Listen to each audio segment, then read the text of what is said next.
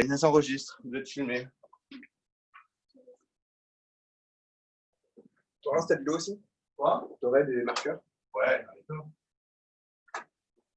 Ça me permettrait que j'enlève le masque pour comprendre la parole. Je ne sais pas comment font les autres. Mais... Du coup, bonjour à toutes et à tous. Donc, je me présente, je suis Pierre Leroux, je suis étudiant en pharmacie, je rentre en Master 1. Et donc, je vais animer pour vous le module d'enzymologie que vous aurez cette année. Donc, d'habitude, c'était un module de 8 heures qui est maintenant condensé dans le PASS en 6 heures. De toute façon, moi, le module que je présentais en pré-rentrée ne correspondait qu'aux 6 premières heures d'enzymologie. Donc, les 2 dernières heures sont d'enzymologie pratique appliquée à la cancérologie. Et c'est vraiment compliqué pour une pré-rentrée, donc je ne présentais que la partie enzymologie fondamentale.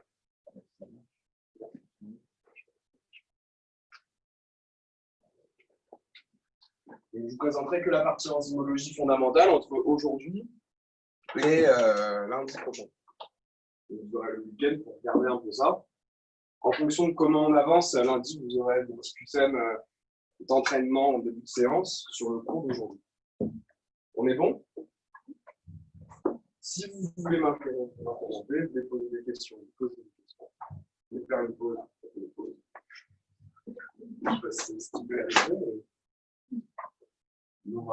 C'est assez lourd en fait, hein. Mais ça se comprend bien. Et donc, je vous fais juste une rapide présentation du coup sur l'orientation de post-bac, les études de pharmacie. Donc du coup, pharmacie, les étapes du cursus, ça commence du coup par la PACES. Et maintenant, vous avez les réformes, on a du coup accès directement en deuxième année si vous choisissez la voie PACE. Vous avez un tronc commun pour passer le diplôme de formation générale en sciences pharmaceutiques de 3 ans. Et après, il y a 3 filières possibles. La filière officine, qui est donc une filière courte en 6 ans, qui amène donc le diplôme d'état de docteur en pharmacie au titre d'officine. La filière industrie, qui est une filière courte également de 6 années d'études, qui amène au diplôme d'état de docteur en pharmacie dans les métiers de l'industrie. Et la filière internat, qui est une filière longue en 9-10 ans, qui est sanctionnée par le concours de l'internat, qui amène au statut de praticien hospitalier et qui amène au cursus de biologie médicale, pharmacie hospitalière et recherche. Donc, dans quoi on travaille en pharmacie? Vous avez plusieurs possibilités. Je vous ai parlé de l'industrie. Vous avez ici une vaste panoplie de métiers qui sont en lien avec les métiers de la pharmacie en industrie, les biotechnologies, la cosmétologie, la médecine, la réglementation, la qualité, la production, la recherche et le développement, la distribution, l'environnement, la nutrition. Vous avez bien sûr le pôle officine, que ce soit en tant qu'officine privée, mutualiste, au niveau des grossistes répartiteurs, c'est-à-dire du circuit de distribution de médicaments sur le territoire français. Vous avez la partie pharmacie hospitalière, que ce soit en clinique, dans l'hôpital, chez les pompiers ou alors au niveau des pharmacies centrales des armées. La partie biologie médicale, qui s'exerce en hôpital, en clinique, comme dans les laboratoires de biologie médicale que vous voyez en ville. La partie recherche, qui débouche sur des métiers, soit dans les PAC, soit au ministère, soit au CNRS. Et la partie santé publique, qui débouche sur les autorités de régulation sanitaire, que vous verrez surtout au 2e semestre. La NSM, sur les autorisations sur la sécurité des médicaments. Les ARS, qui sont l'équivalent au niveau législatif des préfectures au niveau régional. C'est la préfecture régionale de santé. La police scientifique, la sécurité sociale, le ministère. Voilà. Donc du coup, nous, on rentre dans le cadre de l'unité d'enseignement numéro 1, qui s'intitule Atomes, biomolécules, génome, bioénergétique et métabolisme. Et donc, on va aborder ce module d'enzymologie. Donc, je vous ai mis 2 images. Ces images représentent quoi? Représentent des enzymes. C'est sur quoi on va travailler aujourd'hui. Donc là, vous avez la formule typologique, avec juste les abréviations pour des acides aminés. Vous pouvez directement voir qu'une enzyme a a priori une structure qui est relativement complexe. Vous voyez sur la structure tridimensionnelle que c'est quelque chose qui est assez volumineux, qui présente du coup des conformations secondaires, tertiaires, comme vous les verrez plus tard, un peu compliquées, et qui a également une forme qui, vous pouvez déjà le deviner, aura une particularité mécanique, une particularité technique, et on reviendra bien sûr sur ce fonctionnement des enzymes, et sur les différentes parties qui la structurent, et que vous devrez savoir reconnaître sur les gros modèles enzymatiques communs. Donc, le plan du cours qu'on va suivre, ça, c'est au moins ce qu'on doit faire aujourd'hui. Partie 1, les enzymes. Donc, je vais vous présenter la structure générale des enzymes, et d'un point de vue purement chimique, pas trop biologique. Je vais vous représenter la notion de catalyseur, que vous devez déjà connaître de vos années lycée. Ce que sont les enzymes, les principales caractéristiques et les grandes catégories d'enzymes. On abordera la notion de coenzyme. On verra les précurseurs de ces coenzymes, ce qui permet de former ces coenzymes, leurs propriétés générales et les différentes coenzymes. On étudiera la notion d'isoenzyme. On reviendra sur le dernier cours lors d'un exercice d'application sur la lactate déshydrogénase. Et après, on fera un peu de maths, un peu de cinétique enzymatique, de vitesse de réaction. Et on terminera, quand vous serez KO, par les facteurs qui modifient la vitesse des réactions enzymatiques. La prochaine fois, lundi, ou alors si on a le temps, on attaque aujourd'hui, je ne sais pas, on verra. Partie 2 de mode d'action des enzymes. On reverra la cinétique enzymatique, mais cette fois-ci appliquée d'un point de vue biologique. On parlera du site actif, donc de la structure du site actif, des spécificités du site actif, comment le site actif de l'enzyme se lie au niveau du substrat, les modifications du substrat. Et on verra également l'influence des inhibiteurs des enzymes. On parlera des inhibiteurs irréversibles, réversibles, compétitifs, non compétitifs.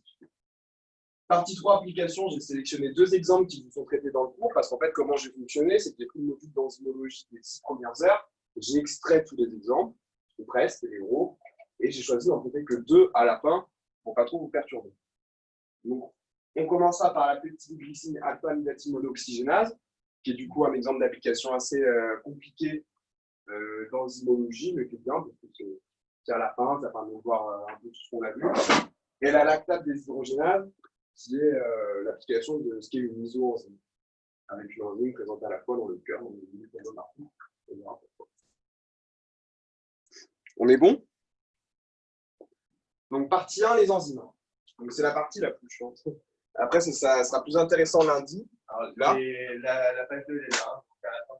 Donc là, vous avez les fiches. Alors, cette fiche, c'est quoi? C'est une fiche que j'avais faite l'année dernière, qui est en fait une fiche résumée des principales notions du cours que je fais aujourd'hui. Comme ça, ce week-end, vous ne passez pas 6 heures à réviser ça. Vous faites ce que vous voulez. Mais là, il y a un truc qui est plus court, avec juste par paragraphe, des petits récapitulatifs. Déjà, si pour lundi, vous connaissez ça, on est déjà bon. Là, après, c'est pour commencer à voir. C'est quand même en vacances encore. Donc, structure. On va voir ce qu'est un catalyseur. Donc, un catalyseur, ça vous l'avez déjà vu au lycée. C'est une substance qui interagit avec un réactant en modifiant la distribution d'énergie entre ces liaisons chimiques, avec, au final, une diminution du niveau d'énergie requis pour transformer le réactant en produit. Ça, c'est du FU ou alors, parce que je ne sais plus. C'est vu au lycée, ça ou pas? Ouais. L'énergie d'activation, du coup, elle est moindre en présence d'un catalyseur, la réaction est plus rapide. Donc, le catalyseur a cet objectif de faire tourner la machine plus vite pour qu'une réaction qui devait déjà se produise beaucoup plus rapidement. Comment? En apportant de l'énergie pour casser des liaisons, former des liaisons, et pour arriver d'un point A à un point B beaucoup plus rapidement. Donc, la composition chimique du catalyseur, c'est-à-dire sa structure moléculaire, n'est pas modifiée par la réaction. Une molécule ainsi unique de catalyseur peut être, en théorie, utilisée de multiples reprises pour catalyser la conversion de nombreuses molécules de réactants en produits. On est bon? Donc ça, c'est quelque chose que vous reverrez beaucoup en chimie organique et plus tard quand on fait de la biochimie. C'est donc des substances qui sont énormément présentes tant au point de vue de la chimie organique que de la chimie analytique, que de la biochimie et de la biologie clinique. Mais en enzymologie particulièrement, parce que du coup, les enzymes seront toutes et tous des catalyseurs, c'est-à-dire des molécules permettant de produire des réactions qui, à l'échelle in vitro, se produiraient en des millions d'années, pour certaines. Donc, j'insiste, un catalyseur ne modifie pas le contenu énergétique des réactants et des produits, sachant que c'est des trucs qui sont dans QCM quand même. Sachant qu'en biologie, un réactant, c'est ce qu'on appellera un substrat. Aujourd'hui, je parlerai plus de réactant, lundi, je parlerai plus de substrat pour savoir bien zéro entre les deux. Donc, si on récapitule, vous avez un réactant, c'est mon produit de départ, mon réactif, qui se transforme en un produit. Cette transformation va être accélérée par un catalyseur chimique. À la fin, je vais obtenir le produit et je vais réobtenir mon catalyseur qui est juste là pour accélérer la transformation de réactant à produit, mais à aucun moment intervenir dans la composition moléculaire de mon produit. À la fin, je retrouve donc mon catalyseur. Donc, la plupart des réactions chimiques survenant dans l'organisme se feraient à des vitesses très lentes si elles étaient effectuées dans un tube à essai, en mélangeant simplement les réactants, car leurs énergies d'activation sont très élevées. Il faut fournir beaucoup d'énergie aux réactions de biologie corporelle pour qu'elles puissent se réaliser, le principe des enzymes, ça va être baisser l'énergie qu'il faut pour casser toutes les liaisons, pour former toutes les liaisons, pour faciliter la donne. On verra ça plus tard, comment elles font ça. Donc, pour obtenir les grandes vitesses de réaction observées dans les organismes vivants, il faut que les catalyseurs abaissent donc cette énergie d'activation. Ces catalyseurs particuliers sont appelés enzymes. Celles-ci sont des protéines, donc une enzyme est un catalyseur protéique. Je ne m'étends pas trop, juste une petite précision, certaines molécules d'ARN, donc d'acide ribonucléique, possèdent une activité catalytique, on les appellera les ribosymes. Et ça, c'est la seule fois qu'on entendrait parler en première année, je pense. Pour assurer ces fonctions, une enzyme doit rentrer en contact des réactants, appelés substrats dans le cas des réactions enzymatiques. Le substrat va donc se fixer sur l'enzyme, former un complexe enzyme-substrat et se désagréger pour libérer les produits et retrouver donc notre catalyseur qui est notre enzyme. Cette fois-ci, si je schématise ce qu'on a vu, la diapo juste avant, mais d'un point de vue biologique par rapport à ce qui nous intéresse, la réaction enzyme-substrat est décrite de la manière suivante. Vous avez donc ici S, le substrat, plus E, l'enzyme, qui forme momentanément un complexe enzyme-substrat qui nous intéressera plus tard. Et de ce complexe enzyme-substrat fusionné, où l'énergie de fusion est la plus élevée, se transforme un produit et on récupère l'enzyme à la fin. Donc à la fin de la réaction, l'enzyme peut rentrer dans une nouvelle réaction, vu qu'elle est rentrée dans une forme et elle en est sortie intacte, avec d'autres molécules de substrat. L'effet global, et ça c'est très important, l'effet global réside uniquement en une accélération de la conversion du substrat en produit, l'enzyme agissant toujours comme un catalyseur et jamais comme un réactif, ne participant jamais directement à la configuration moléculaire du produit. Une enzyme, comme toute protéine, est synthétisée à partir d'informations codées dans l'ADN ou dans l'ARN, dans le cas de certains virus. Et là, après, j'ai fait une diapo pour approfondir. Est-ce que c'est clair jusqu'à présent? Donc là, petite diapo pour approfondir sur la biosynthèse des enzymes. Alors, ça empiète sur des notions que vous verrez en biologie cellulaire, sur la synthèse protéique. Donc, il me semble que vous savez déjà que l'ADN, dans le cadre de un ARN primaire, c'est dans le cadre de la transcription. Donc, l'ADN donne un ARN primaire dans le cadre de la transcription, qui donnera après un ARN messager après maturation. Donc, en fait, l'intégralité de la séquence nucléotidique de l'ADN va être convertie en ARN, du coup, acide ribonucléotidique primaire, qui après maturation et épissage va donner des fragments plus petits d'ARN qu'on appellera notamment des ARN messagers. Ouais, il y aura plusieurs types d'ARN, il y aura des ARN messagers, des ARN de transfert, des ADN ribosomales, etc. Nous, ce qui nous intéresse dans la synthèse des protéines, c'est l'ARN messager.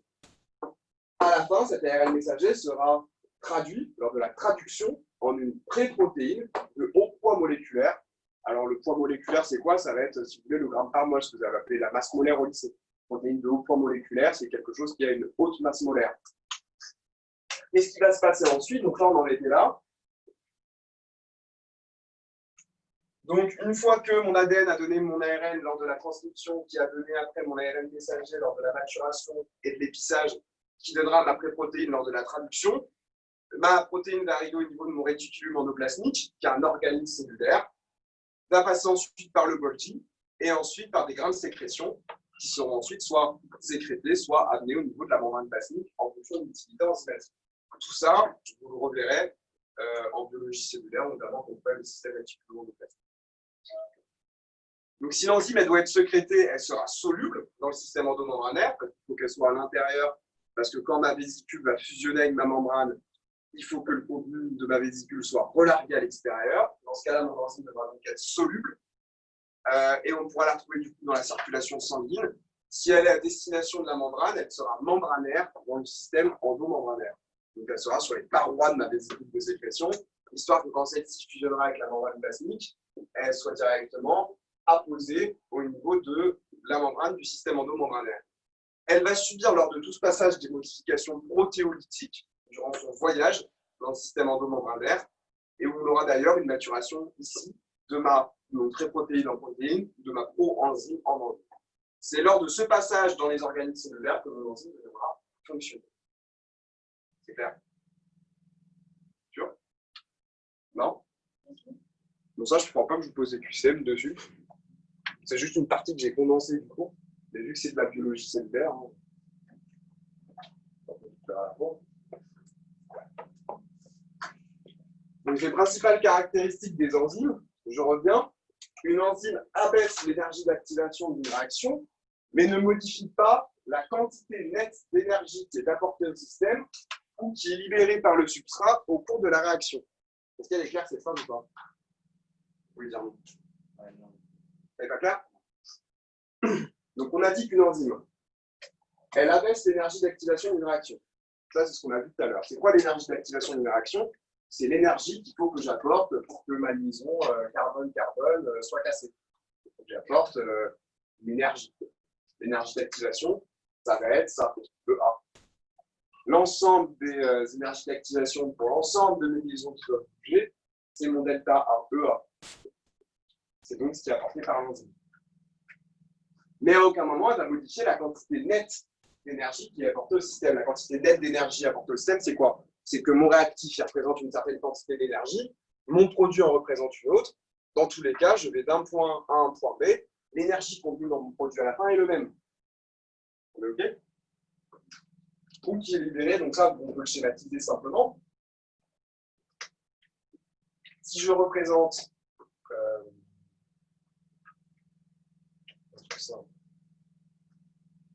je ne sais pas, l'énergie en fonction de l'unité arbitraire,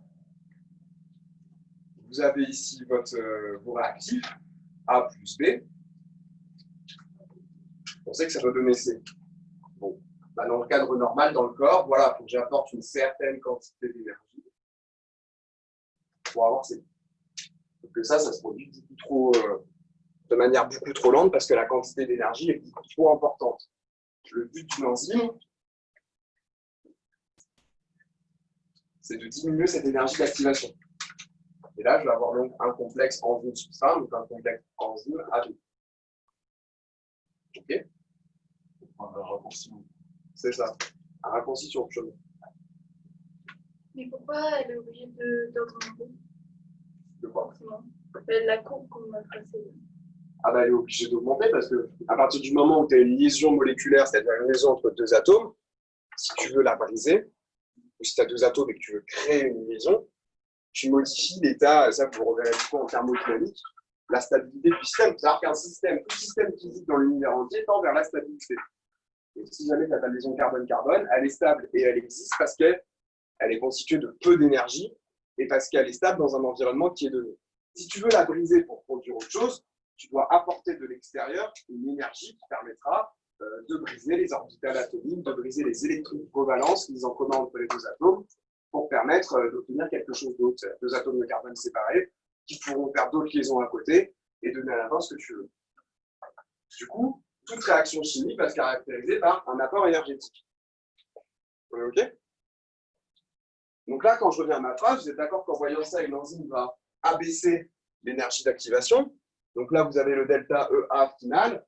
Vous comprenez qu'ici, vous avez le différentiel d'énergie d'activation gagnée. Mais elle ne me modifie pas la quantité nette d'énergie qui apporte au système. Parce qu'à la fin, mon produit C possède la même quantité d'énergie dans les deux cas. C'est clair? Donc, les enzymes diffèrent des catalyseurs chimiques par la structure chimique des catalyseurs. Donc, il faut savoir que les catalyseurs, ce sont des composés minéraux. Par exemple, en chimie organique, des fois, l'ajout de zinc, de cuivre, enfin des catalyseurs minéraux. Les enzymes, eux, sont des catalyseurs organiques, c'est-à-dire, on le verra, souvent constitués d'une structure protéinique, etc. Donc, une enzyme ne subit aucun changement chimique au cours de la réaction de catalyse. La fixation d'un substrat sur le site actif d'une enzyme a toutes les caractéristiques de la fixation d'un ligand sur une protéine. On y reviendra plus lundi parce que c'est une analogie avec le cours de biologie cellulaire. Quand un ligand, ça vous l'avez un peu vu ou pas? Ouais, voilà. Une enzyme augmente la vitesse d'une réaction chimique, mais n'induit pas par contre une réaction qui n'aurait pas lieu en son absence. Et vous avez compris, j'abaisse le différentiel d'énergie d'activation. À aucun moment, il ne s'agit de créer de chemins qui n'existeraient pas pour obtenir un produit qui spontanément ne se créerait pas même sur des temps longs. On est OK? Ça tombe souvent au QCM. C'est-à-dire qu'une enzyme, jamais elle est là pour créer un produit qui ne se créerait pas automatiquement au bout d'un temps donné. C'est clair, mais j'ai fait aussi. Je n'ai plus l'habitude. Vous voulez quoi? Pareil. Ah non, mais c'est pareil. Ah oui, là, ça se complique. Donc, deux grandes catégories d'enzymes. Je peux me tutoyer. Enfin, vous pouvez me tutoyer. Les enzymes purement protéiques, qui ne sont constituées du coup que d'acides aminés. Exemple, la ribonucléase pancréatique. Donc là, je présente les différentes catégories d'enzymes. Je vous dis que la première, c'est une enzyme qui est purement protéique, la ribonucléase pancréatique. Elle sera donc constituée, ça vous les avez vu un peu, ces notions de protéines, lipides, glucides. Ça vous dit quelque chose quand même. Maintenant, j'ai l'omnésie totale de ce qu'on voit. Parce que je sais ce que j'ai vu, mais je ne sais pas ce que j'ai vu, c'était lycée ou en L2. Ça, je crois que voilà. Acides aminés. Donc, une enzyme purement protéique est constituée que d'acides aminés, comme la ribonucléase pancréatique. C'est une infime partie. Et après, il y a les enzymes qui sont en deux parties. Alors là, il faut suivre. Il y a une partie qui est protéique, qui s'appelle l'apoenzyme, et une partie non protéique qui s'appellera le cofacteur. Donc, la partie purement protéique sera constituée d'une apoenzyme. La partie non protéique sera constituée d'un cofacteur. Est-ce que la ribonucléase pancréatique possède un cofacteur? Non. Donc, le cofacteur, c'est quoi? C'est un métal qui est présent à l'état de trace. Donc, je vous ai donné quelques exemples, le magnésium, le fer, le manganèse, le cuivre, le zinc. L'activité enzymatique est portée par la partie protéique, c'est-à-dire la structure d'acide aminé, l'apoenzyme. La fixation de l'un de ces métaux sur l'enzyme va juste aider à modifier la conformation de l'enzyme en lui permettant d'interagir avec le substrat. C'est-à-dire que mon apoenzyme, initialement, présente une structure pas totalement complémentaire de mon substrat. La fixation du métal sur mon apoenzyme va permettre d'ajuster le site de fixation du substrat pour le rendre optimal et permettre que la réaction se produise. Ça, c'est hyper important au niveau biologique, parce que vous comprenez que lorsque j'aurai du coup ces enzymes composées de deux parties, dans un certain état, par exemple, quand je n'ai pas besoin de synthétiser mon produit particulièrement, j'aurai mon apoenzyme seul. Et après, quand j'aurai par contre besoin de synthétiser cette enzyme en quantité plus importante à un moment donné de la journée ou à un moment donné de la vie, j'aurai besoin de cet apport de cofacteurs pour que mon enzyme soit efficiente et pour produire mon produit final. Okay. Donc, le cofacteur peut aussi être une molécule organique, le plus souvent de faible poids moléculaire, participe directement à la réaction comme un des substrats. C'est donc un coenzyme. Donc, vous distinguez les deux. Cofacteur, c'était plus minéral. Le coenzyme, c'est organique. Donc, un enzyme, ou une enzyme, c'est pareil, complètement actif sur le plan catalytique avec son coenzyme ou ion métallique cofacteur est appelé holoenzyme. L'activité catalytique appartient à l'apoenzyme, structure protéique, donc à la composante protéique. C'est clair ou pas? Il y a trop de termes. Du coup, il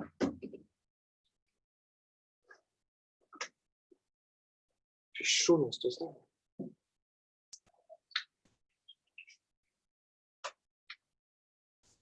Donc, pour récapituler, on a vu les catégories d'enzymes.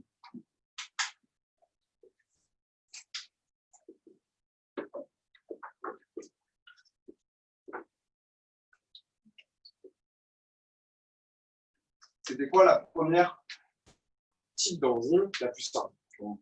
Purement protéique. Exactement. Purement protéique, voilà. J'ai plus une structure. C'est de la prote. Un exemple. Là, ouais. Là. Ouais.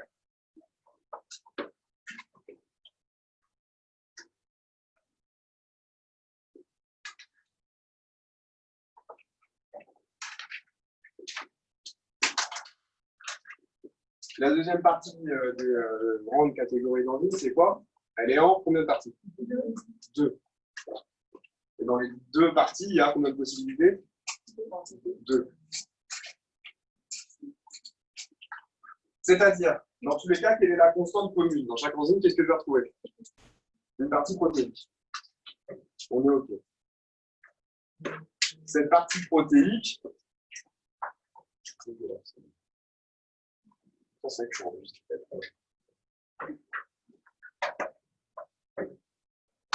donc une partie purement protéique. Cette partie purement protéique, elle s'appelle comment? L'apoenzyme.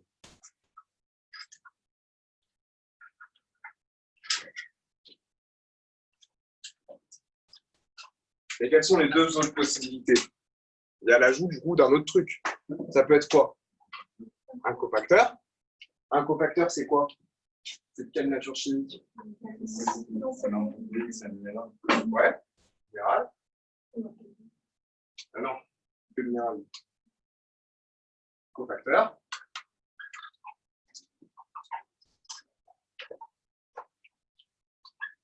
Ou alors, ça peut être quoi? Organique.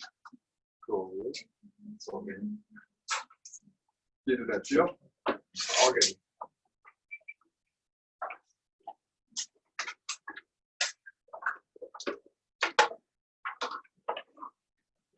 On a dit que c'était protéine.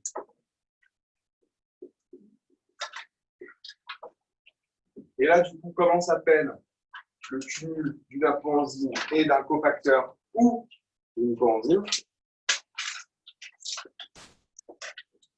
Là, la langue. C'est holo ou pas? C'est holo. C'est ça la question? C'est allo, holo? C'est holo. Donc, du coup, ça.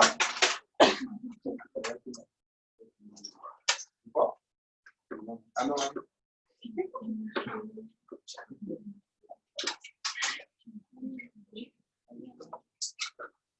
Il y a le collègue qui a plus de stylo. Alors, Il marche même pas dessus. c'est sur son gueuler, ça peut rentrer.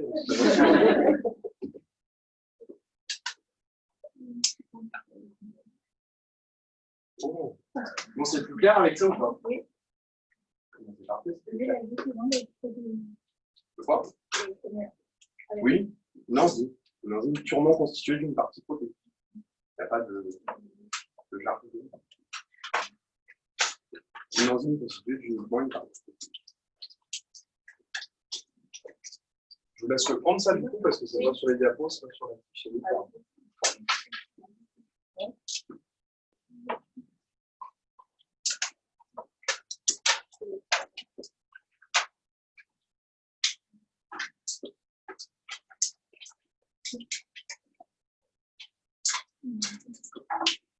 Quand c'est bon, C'est aussi de tirer le tableau. on tire le tableau.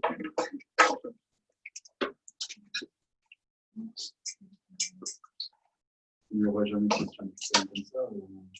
Il n'y aura jamais de question plus simple comme ça. C'est-à-dire Sur une question sur exemple le fond nouveau. Si. Pas que des actions. Non, non. Ouais, je regarde les annales parce que je ne sais pas encore totalement regarder. Ouais. Mais je sais qu'en enzymologie, moi, de mon temps, il y avait toujours des questions d'enzymologie un peu théoriques, fondamentales. Il y avait toujours une à deux questions qui ne sont pas les plus violentes sur ça. C'est-à-dire, effectivement, ces termes. Alors, ils vont faire une année, je sais qu'il y avait un truc à la con, il avait dit, je sais pas, des trucs de bassesse, quoi. Ça sert à rien. Vous avez mis un truc du style.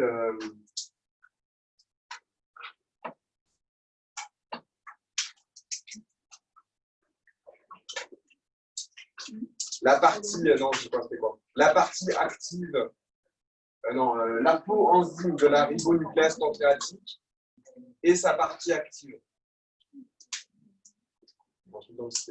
L'apoenzyme de la ribonucléase pancréatique et sa partie biologiquement active. C'était faux parce que l'apoenzyme, c'est purement protéique.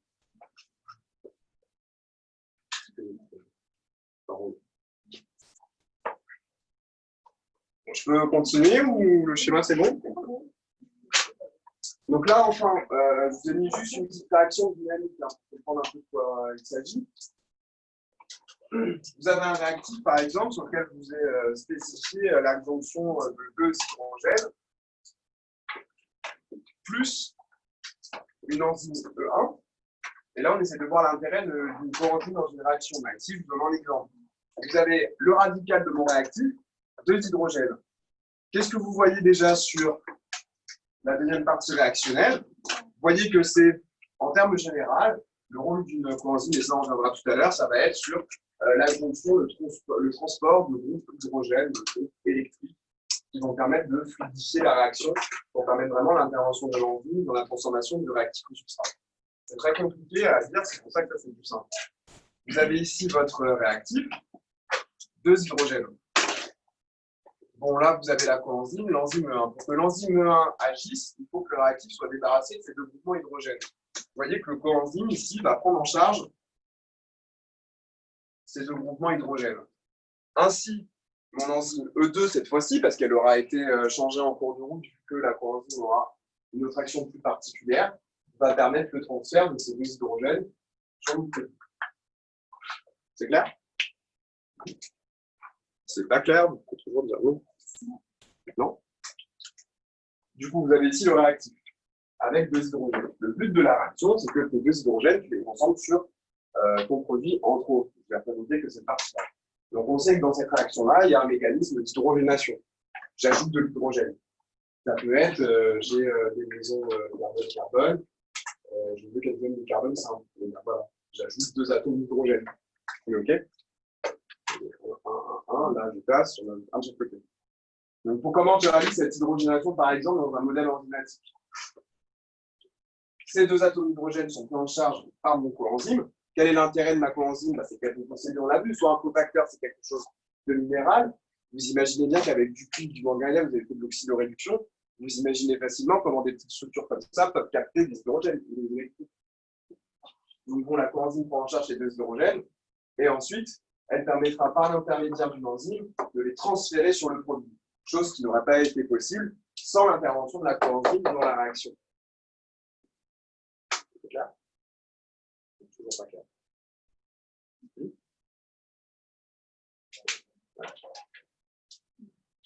Bon, au pire, c'est pas vraiment le plus important.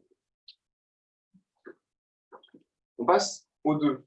Donc là, on va maintenant regarder un peu plus les coenzymes, on va rentrer plus dans le détail.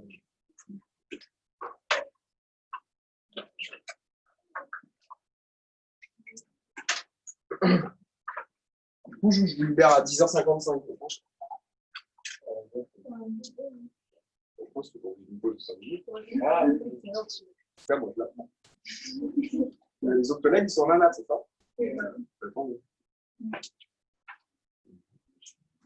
Donc, un coenzyme, c'est quoi? C'est un composé organique, et là, vous pouvez stabiloter de nature non protéique. Un coenzyme, c'est un composé organique de nature non protéique. Du coup, il peut être de quelle nature s'il n'est pas protéique?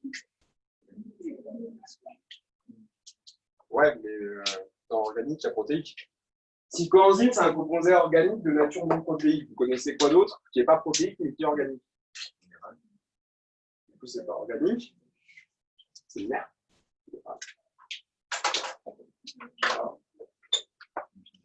Ouais. Et par exemple. Là, peut-être ça tombe dans les systèmes. Ça tombe peut-être là. Un coenzyme est un composé organique, peut-être de nature lipidique. Ouais. Qui est associé à la partie protéique de l'enzyme, qui s'appelle la partie protéique de l'enzyme. Alors, la coenzyme lui confère ses propriétés enzymatiques. Sans le coenzyme, la catalyse de la réaction ne peut avoir lieu. J'ai mis ce petit schéma pour savoir ce que ça vaut. C'est pas très. Parce que le tout schéma, c'est juste la réalité, mais bon, c'est au moins le mérite que ce soit clair. Là, vous avez la partie protéique de l'enzyme, qui s'appelle la coenzyme. Bon. Là, vous avez le substrat. Vous voyez bien que le substrat ne peut pas rentrer directement dans le trou de la coenzyme. Vous voyez que pourquoi je dis ça? Parce que vous voyez bien que la configuration tridimensionnelle n'est pas bonne pour que la sphère rentre dans quelque chose qui a une forme un peu bizarre. Ici, vous avez le coenzyme ou le cofacteur. Vous voyez à peu près, mais c'est là où c'est pas très juste, on va pas trop le truc. C'est-à-dire que le coenzyme peut se glisser dans mon apoenzyme pour permettre une configuration tridimensionnelle pour que le substrat puisse se fixer sur la partie enzymatique et à la fin donner mon produit. Ici, vous avez le cas d'une scission de façon. C'est plus clair? Ouais. Bon, là où c'est faux, mais bon, on y reviendra peut-être plus lundi, c'était que le coenzyme ne se fixe jamais dans le site actif de mon enzyme. En fait. C'est encore plus compliqué, c'est-à-dire que c'est par des réactions. Voilà, vous ne marquez pas, hein, mais bon, on les verra plus lundi. La réaction allostérique. C'est-à-dire qu'en fait, ça va se fixer là, et en se fixant là, ça va bouger ici, à distance. En se fixant là, ça va déclencher des liaisons qui vont influencer la configuration tridimensionnelle à distance. Mais bon, déjà, si pour ce week-end, vous regardez ça, ça suffit. Hein. Ça reste quand même clair. C'est pas faux. Donc, les précurseurs des coenzymes. Alors là, ça sent du par cœur, ça. Mais c'est pas très bien. Donc, les vitamines sont souvent des précurseurs de coenzymes. Ce sont des petites biomolécules nécessaires en petite quantité dans le régime des animaux supérieurs. Donc, vous avez les vitamines hydrosolubles et les vitamines liposolubles. Qui sont donc en vitamines hydrosolubles, vous allez avoir la vitamine C, l'ascorbate, qui est un antioxydant nécessaire à l'hydroxylation des résidus prolines du collagène, protéine clé du tissu conjonctif. La vitamine B, composant des coenzymes. Donc, je vais peut-être le temps de marquer. On va avoir des dans la dos.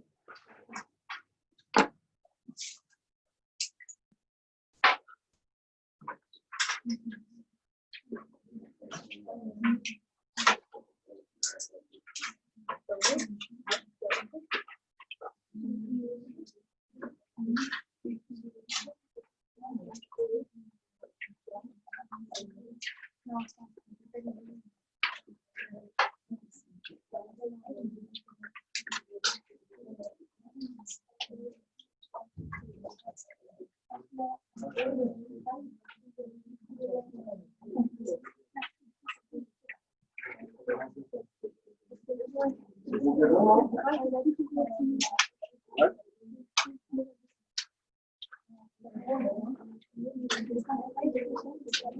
visualisez la partie des vitamines sur un support.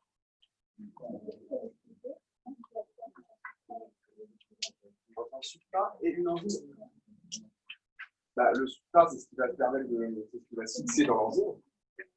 Quand l'enzyme est ce catalyseur. Tu vois?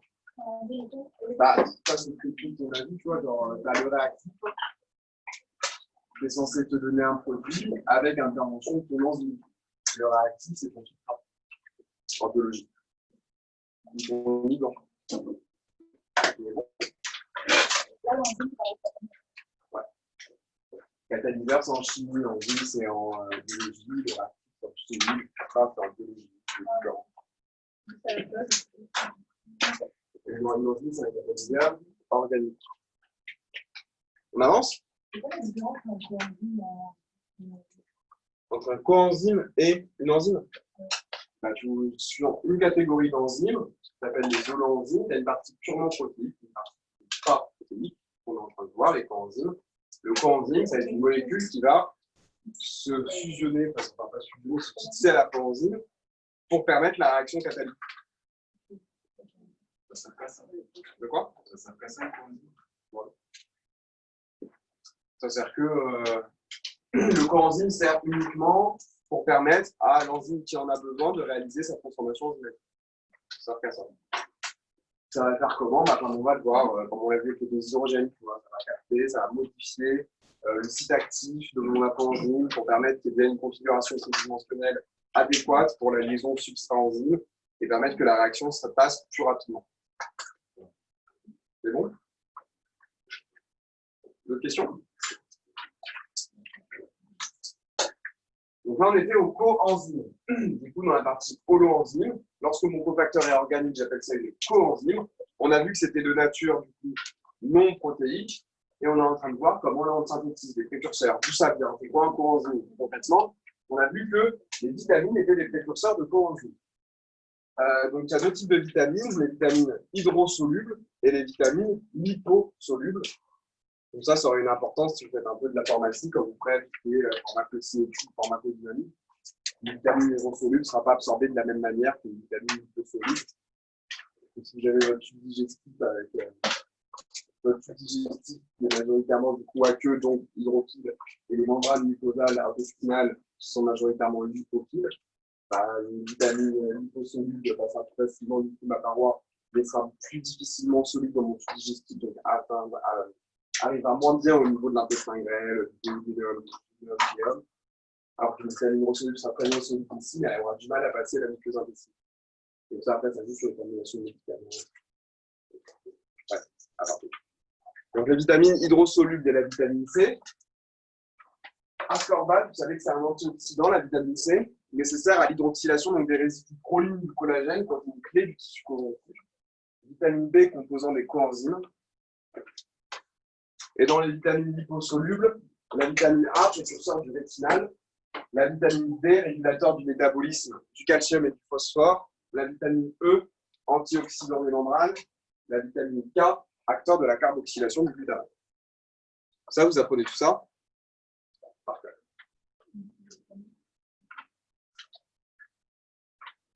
Alors, vous retenez les vitamines hydrosolubles, vous retenez que c'est BC, vitamines liposolubles, vous retenez ADEK. Vous retenez après, de la passette, et tu peux passer une heure en se concentrant dans une biologie, arrive au retour, on te dit la vitamine D et tout le métabolisme du calcium et du phosphate.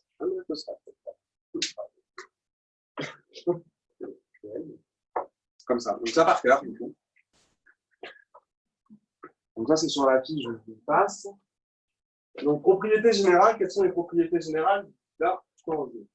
Donc, les coenzymes et cofacteurs sont stables à la chaleur. Ils sont de faible masse moléculaire et ne sont pas responsables de la spécificité des enzymes. C'est ce que je vous disais tout à l'heure avec cette notion de site actif. On verra plus prochainement, soit, je ne sais pas, ou là aussi. Hein.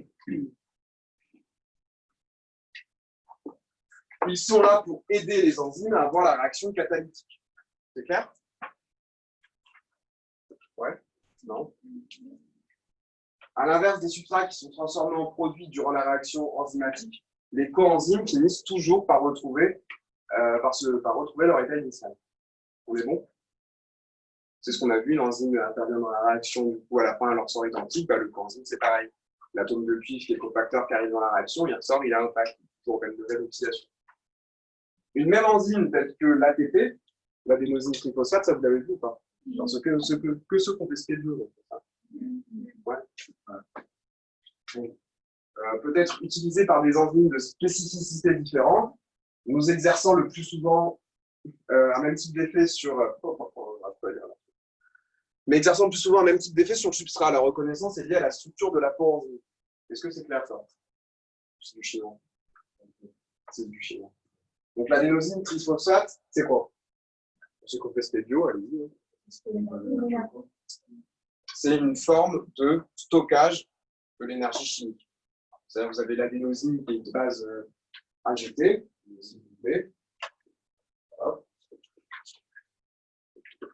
et en fait, ça va être bien les atomes de phosphate, phosphore. Une base adénosine avec un atome forme de l'ALP, adénosine de phosphate, 2 de l'ADP, 3 de l'ATP. Yes.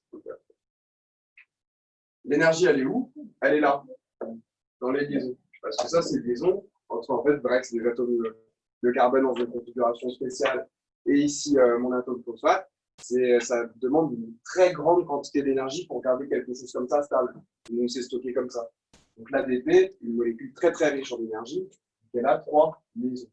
Okay, avec, bien sûr, ces deux-là qui sont pas exactement pareilles que celle-là. Parce que ça, c'est entre deux molécules, deux atomes hautement énergétiques. Là, c'est entre un atome hautement énergétique et l'adénosine. Et ça, vous le verrez dans la même milieu d'ailleurs.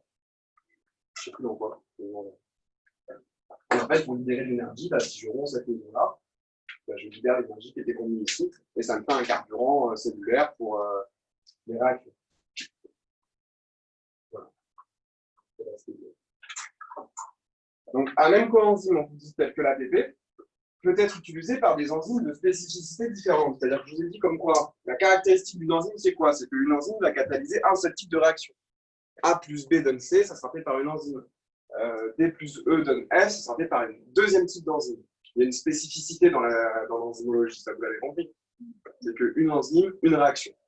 Là, je vous dis comme quoi un coenzyme, ça peut aider plusieurs enzymes en fait, de spécificités différentes, c'est ça. Et en plus, je vous dis comme quoi ça va exercer plus souvent un même type d'effet sur le substrat.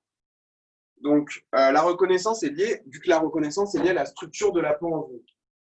Donc là, je vous ai donné l'exemple, par exemple, l'enzyme acétyl-CoA, carboxylase, que vous verrez dans le cycle de Krebs, ce n'est pas dans la partie glycogénolyse, mais glycogénolyse. Et la pyruvate carboxylase également. Ce sont deux enzymes différentes qui interviennent dans de la bioénergétique, qui catalysent deux réactions différentes, deux réactifs différents, deux produits différents, mais qui utilisent tous les deux l'ATP comme coenzyme. D'où ma phrase, un même coenzyme tel que l'ATP peut être utilisé par des enzymes de spécificité différentes, mais en général, ils vont exercer le même type d'effet sur le substrat. L'adénosine triphosphate, vous l'avez deviné, un des effets qu'elle peut facilement faire sur le substrat, ça va être au niveau des transferts énergétiques électroniques. C'est clair ou pas? Est-ce qu'une enzyme intervient dans une réaction qui va donner une coenzyme? Une enzyme intervient dans une réaction qui va donner une coenzyme. En soi, l'ATP, c'est une réaction pour former l'ATP. Ouais. Est-ce que une enzyme intervient pour que l'ATP soit synthétisé plus rapidement? Oui, bien sûr. Le coenzyme peut être substrat. Ça, on reverra à la fin sur la PAM, la peptidoglycine, la pamidacine monoclonale. Là. Il y aura ces exemples, parce qu'on verra mieux les interrelations entre coenzyme, enzyme, et dans la synthèse de précurseurs, etc. Et oui, bien sûr que le coenzyme étant une petite molécule organique, il résultant donc de réactions biochimiques, peut y avoir une intervention enzymatique dans sa propre synthèse. Bien sûr. Donc, les différents types de coenzymes.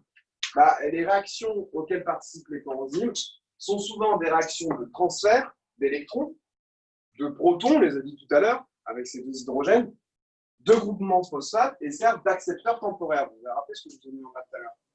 Le coenzyme qui acceptait temporairement les deux protons pour les transférer après sur notre produit. Vous vous en rappelez? On distingue les coenzymes activateurs ou groupements prostétiques qui sont fortement liés à la coenzyme par des liaisons covalentes. Ils ne se détachent pas de la coenzyme au cours de la réaction. Vous avez l'exemple de la FAD, la famine, l'adénine, dinucléotide. Ou les coenzymes transporteurs ou co-substrats qui se dissocient facilement de la coenzyme. C'est clair? Donc là, je vous explique deux types de coenzymes.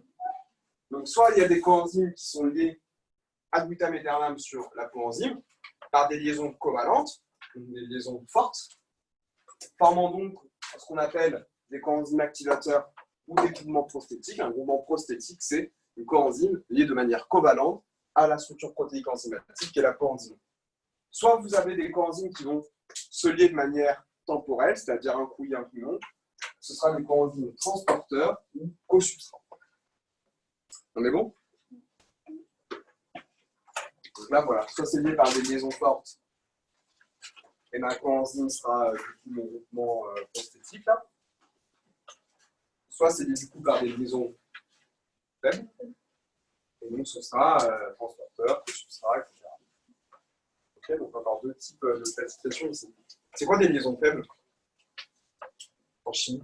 Ouais. C'est la cassette. De quoi? Ouais, mais des exemples de liaisons faibles en chimie. Oh, non, pour de bon?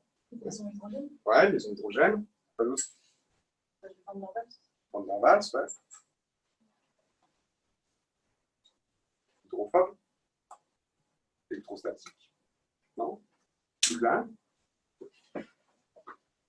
Oh non, ça peut changer, je sais pas.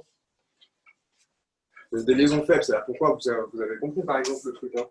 Liaison hydrogène, vous avez vu ça? Ça va. Liaison hydrogène, il n'y a pas de liaison entre atomes.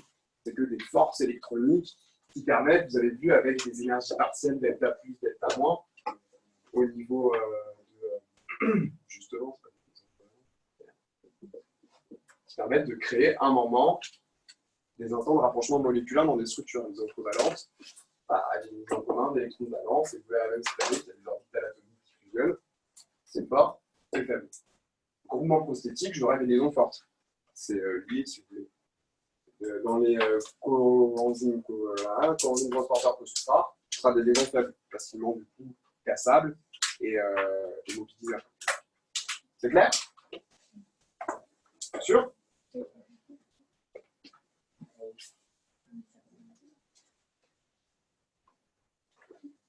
Donc le coenzyme ne retrouve son état initial que lors d'une seconde réaction faisant intervenir une deuxième enzyme, comme par exemple l'ATP. Donc ça, c'est ce qu'on a vu tout à l'heure. Vous avez ma coenzyme qui, premièrement, avait capté mes 2 protons, puis après, elle avait redonné. Donc ma coenzyme retournait à son état initial, qu'après que le transfert serait effectué, donc ça se fait en 2 temps. J'accepte, je donne. Quand je donne, je redeviens comme avant. Quand l'enzyme est inactif, le coenzyme n'est pas fixé à l'enzyme. C'est le principe. C'est-à-dire que ça permet de moduler. Et ainsi d'avoir le produit formé que quand il y en a besoin. Une fois que je mange, je vais produire de l'insuline. Je produis mon insuline. Il faut donc que mon enzyme ne produise pas continuellement de l'insuline tout au long de la journée. Sinon, quand je ne mange pas, je suis en hypoglycémie, je suis un problème hypoglycémique. C'est que après manger. Après manger, il faut que j'ai le bon coenzyme qui se fixe sur mon enzyme, qui me permette de produire mon insuline à un moment donné. Quand l'enzyme est inactif, le coenzyme n'est pas fixé à l'enzyme n'est pas active. Exemple, vous avez l'aminoacétyltransférase, qui est une enzyme qui fixe l'acide aminé sur l'ARN de transfert lors de la traduction. C'est quoi déjà la traduction? On l'a vu tout à l'heure. Bon, vous l'avez vu en bio. Je suis sûr que vous l'avez vu en bio. C'est quoi? Ouais, c'est dans ces eaux-là. On avait vu que quand l'ADN donne l'ARN, c'est la transcription. Et lorsque l'ARN donne la protéine, c'est la traduction. Donc là, on est dans ces étapes, un peu cette mécanique que vous reverrez dans cette U1. C'est-à-dire qu'il faut que l'acide aminé, qui va former ma protéine, s'assemble les uns à la suite des autres par rapport à une séquence d'ARN donnée. Ça se fait grâce à un ARN de transfert. J'en ai parlé tout à l'heure, ARN messager. Là, c'est un ARN de transfert. On est OK? Donc, cette réaction, elle va avoir besoin d'ATP, qui est la coenzyme, pour fixer l'acide aminé sur l'ARN de transfert. Donc ça, vous avez compris, le but, c'est que j'ai un acide aminé qui est dans le cytosol de ma cellule. Il faut l'ARN de transfert va venir capter cet ARN. L'ARN de transfert va venir capter cet acide aminé, pour du coup pouvoir former les uns à la suite des autres la chaîne protéique. L'enzyme, c'est l'aminoacyltransférase. Vous reconnaissez amino-acide, acide aminé, des acides alpha-aminés, avec transférase, parce que je transfère sur une structure temporaire qui est cette ARN de transfert. Et l'ATP agit ici comme coenzyme. On est bon? Donc les enzymes qui nécessitent des coenzymes catalysent des réactions dans lesquelles quelques atomes, tels que vous avez ici par exemple juste un groupement hydrogène, ou COCH3, ou un groupement méthyle, sont soit extraits, soit ajoutés au substrat. Ça veut dire quoi? L'intérêt de ma coenzyme, par exemple, dans cette réaction, c'est peut-être qu'elle va juste capter un hydrogène de mon acide aminé ou de mon aminoacide transférase pour permettre plus facilement la fusion de cet acide aminé sur mon ARN de transfert, qu'elle lui redonnera après. C'est bon? Ça, vous pouvez revoir tout à l'heure avec l'acceptation de ces 2 groupements sur la réaction schématique. Vous vous rappelez? Vous pouvez vous référer à ça, c'est la même logique. Hein. Est-ce que c'est clair? Ou est-ce que je vous ai perdu? Est-ce qu'il y en a que j'en perds? Moyen? Un moyen? Et tout le monde OK? C'est sélection naturelle aussi? Non, ça va. Moyen sur quoi? Sur l'exemple. Sur ça, l'exemple. On va aller en fond. Du coup, on te dit l'aminoacétyltransférase. C'est une enzyme qui va servir à quoi? Elle va fixer l'acide aminé sur l'ARN de transfert lors de la traduction. Donc, on a dit que la traduction, c'était quoi? Donc là, quand j'avais mon ADN qui donne grosso modo de l'ARN, c'est la transcription. Quand j'ai l'ARN qui donne une protéine, c'est là, traduction. Une protéine, c'est quoi? Bah, c'est des chaînes d'acides aminés. L'exemple décrit très brièvement, sur un point précis, ce qu'est la traduction. Pour assembler ces chaînes d'acides aminés, il faut imaginer que dans ta cellule, tu vas avoir dans ton cytosol des acides aminés qui sont synthétisés, qui se travaillent. Il y a une enzyme, l'aminoacétyltransférase. Son rôle, ça va être quoi? Ça va être d'aider deux trucs. Ça va être que mon acide aminé se colle sur un ARN de transfert qui lui servira de rail pour former ma protéine. Et ainsi, hop, mon ARN de transfert va coller à l'acide aminé, va le lâcher. D'autres enzymes vont permettre de prendre en charge cet acide aminé. Mon ARN de transfert va arriver avec un deuxième acide aminé, va le lâcher là. D'autres enzymes vont les lier entre eux. Et acide aminé par acide aminé, j'ai avoir des gènes polypeptidiques, des protéines, etc. C'est plus clair? Donc, du coup, l'enzyme qui permet justement que mon acide aminé se fixe à mon ARN de transfert, c'est quoi? C'est l'aminoacétyltransférase. Cette enzyme, elle est particulière. C'est pas comme la ribonucléase pancréatique, c'est une holoenzyme. Donc, il lui faut deux parties. Elle ne va être active que lorsqu'il y aura de l'ATP. L'ATP se fixant sur l'aminoacétyltransférase permettra finalement la fixation d'un côté de l'acide aminé, de l'autre de l'ARN de transfert, et les lier temporairement. Ok? Là, je passe, imagine ton truc.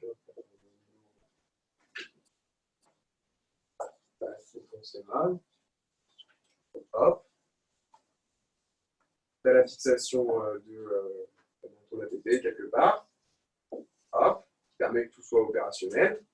Et qui permettra que, voilà, c'est l'ATP, ARN de transfert, soit lié temporairement. Donc, enzyme. Et on vous dit que les enzymes qui nécessitent des coenzymes, comme dans notre exemple, catalysent des réactions dans lesquelles souvent il y a quoi? Il y a des transferts, soit de groupements juste purement hydrogène, des protons, soit de groupements méthyle, soit de groupements méthyle, donc soit de groupements méthyle, pardon, soit de groupements du coup COCH3, qui sont soit extraits ou rajoutés. On vous dit qu'en général, l'ATP, comme tout ce qu'on a vu, de coenzymes, le cuivre, le manganèse, etc., va intervenir dans des réactions où soit j'extrais, soit j'ajoute des groupements comme ça. Est-ce que c'est clair? Ouais, c'est bon.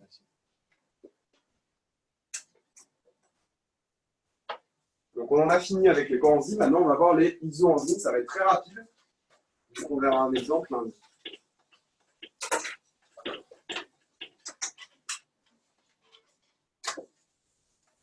C'est pas l'heure ça? Si j'ai tué tout ça en 7 minutes. Donc les isoenzymes. Donc de nombreux enzymes apparaissent sous plus d'une forme moléculaire dans la même espèce, le même tissu, la même cellule. Là, il faut commencer à comprendre. Je dis qu'une enzyme, on a vu une seule qui permet de catalyser une réaction de l'un en l'autre, mais qu'elle peut exister sous plus d'une forme moléculaire. Si je vous dis ça, c'est quelle partie de la coenzyme qui peut bouger? Par exemple. Est-ce que vous pensez que le site actif peut vraiment bouger? Ben non, parce qu'il faut toujours que ça catalyse, on va plus B en C. Dans tous les cas, mais si on nous dit qu'une même enzyme peut exister sous plusieurs formes, ça, ils ont enzyme, mon site actif ne devra jamais bouger. Donc ce qui va bouger, c'est mon apoenzyme.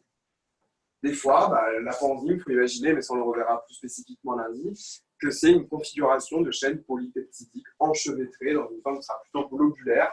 Et ces chaînes-là peuvent varier. Mais mon site actif restera le même. Ok? C'est ce que ça veut dire. De nombreux enzymes apparaissent sous plus d'une forme moléculaire dans la même espèce, dans le même tissu, la même cellule. Dans chaque cas, les formes différentes de l'enzyme catalysent la même réaction. Mais, puisqu'ils ont des propriétés cinétiques différentes et une séquence d'acides aminés nettement différente, ils peuvent être distingués et séparés par des procédés appropriés. Ça, c'est l'exemple qu'on verra. Pourquoi il y a des propriétés cinétiques différentes? C'est quoi cinétique? C'est la vitesse. Pourquoi il y aurait des propriétés cinétiques différentes? Parce qu'ils n'ont pas la même forme, pas la même composition, donc pas le même poids. Donc vous imaginez bien qu'un truc qui est globulaire comme ça, s'il est plus ou moins gros, plus ou moins globulaire, dans le sang par exemple, pour parler des enzymes sanguines, ça ne va pas circuler à la même vitesse dans le flux sanguin. Donc je vais avoir des propriétés cinétiques différentes, et une séquence en ACL nettement différente. Je pourrais donc les distinguer, les séparer par des procédés appropriés. Ça, vous avez déjà vu des exemples ou pas en terminale? Si je vous parle d'électrophorèse, ça vous parle? Bon, bah, tout ça, on le reverra en banque. L'électrophorèse, c'est quoi? C'est j'ai un gel d'agarose, je mets dedans mes protéines, et en les soumettant à un champ électrique, je vais avoir un déplacement de mes protéines en fonction de leur poids et de leur charge. Plus une protéine sera chargée négativement, plus elle sera orientée vers le pôle positif, plus elle sera légère, plus elle naviguera dans mon gel. Et donc, je pourrais avoir le LIR, ça serait utilisé couramment en biologie médicale, puisque je vais avoir plusieurs bandes qui vont se distinguer en fonction du poids et de la charge. À l'origine, un seul gène est capable de donner plusieurs protéines. C'est la maturation des différents ARN messagers et leurs différentes localisations subcellulaires qui donnent des protéines différentes. C'est le principe de l'épissage alternatif. Différents ARN qui vont coder plusieurs protéines qui auront la même activité enzymatique. C'est clair ça, vous l'avez vu au lycée ou pas? Je crois pas, hein. Quoique, non? Alors c'est quoi le truc? C'est que vous avez une grande séquence d'ADN.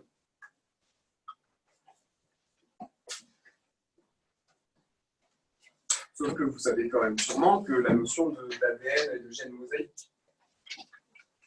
Ça, le gène mosaïque, c'est quoi? C'est l'idée de dire que dans l'ADN, tout ne code pas pour une protéine. À une époque, on pensait que l'ADN n'avait comme seule vocation que de coder pour des protéines. En fait, là, non. Dans l'ADN, on a découvert qu'il y avait des parties, d'ailleurs, qu'on appelait les junk tanks, c'est-à-dire des parties qui ne servent à rien, poubelles, mais qui en fait servent à coder d'autres choses, mais on ne va pas trop rentrer dans les détails. Tout ça pour dire que dans mon ADN, je vais avoir que des parties ciblées qui vont produire des protéines. Ça nous intéresse là.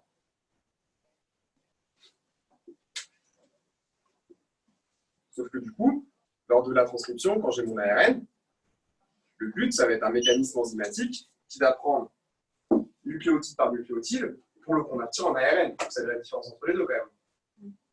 C'est quoi? Qu'est-ce qui change entre l'ADN et l'ARN?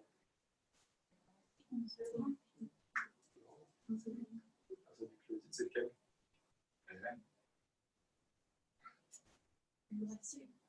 Voilà.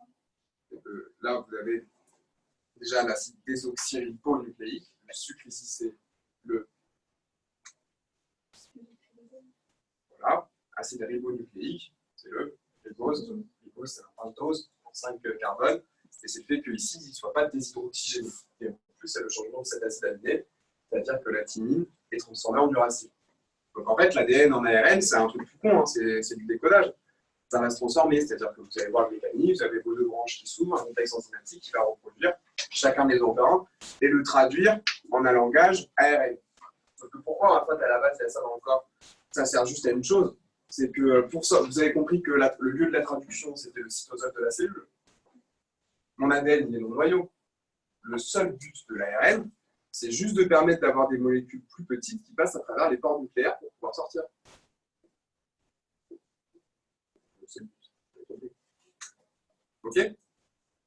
L'ARN, ça va être ce but. Sauf que là, de but en blanc, en fait, je vais obtenir un pré-ARN parce que le but de l'ARN à la fin va être de coder des protéines. Sauf que vu que je vais traduire l'intégralité de ma séquence d'ADN, et ben, je vais également avoir dans ma transcription des parties qui finalement ne serviront à rien. Nous parlons dans mon ARN pour aucune protéine. L'épissage alternatif, c'est quoi? C'est que pour passer de cet ARN, d'ailleurs, votre ARN ne pourra pas sortir du noyau. Il restera bloqué vu qu'il a, par définition, à peu près la même longueur que l'ADN. Okay. Pour pouvoir sortir du noyau, il faut qu'il scissionne. Sauf qu'il y aura, pour scissionner, qu'est-ce qu'il va faire? On va enlever les parties qui ne codent pas pour des protéines. Donc je vais garder que la partie A, la partie B, la partie C. Mon épissage alternatif, ça va être de faire sauter ça. Je vous en compte ça avec les termes, parce que les parties codantes, les introns, les parties non codantes, ce sont les exons. On parle juste schématique. Hein. Donc je fais sauter les parties qui ne codent pas. Sauf qu'après, avec mes différents fragments, bah, je vais pouvoir assembler différents ARN messagers. Et ça va être ça l'épissage alternatif. Par exemple, je peux dire j'ai un ARN messager qui sera A plus B. Je peux avoir un ARN messager qui sera B plus C. Je peux avoir un ARN messager qui sera A plus C. OK? ARN 1, ARN 2, ARN 3. Qui me donnera protéine 1, protéine 2, protéine 3. Ça, c'est quoi cette étape-là? C'est la maturation ou épissage alternatif. Maturation, pourquoi? Je fais dans toutes les broies petits, ça mature, ça s'affine. Épissage alternatif, pourquoi?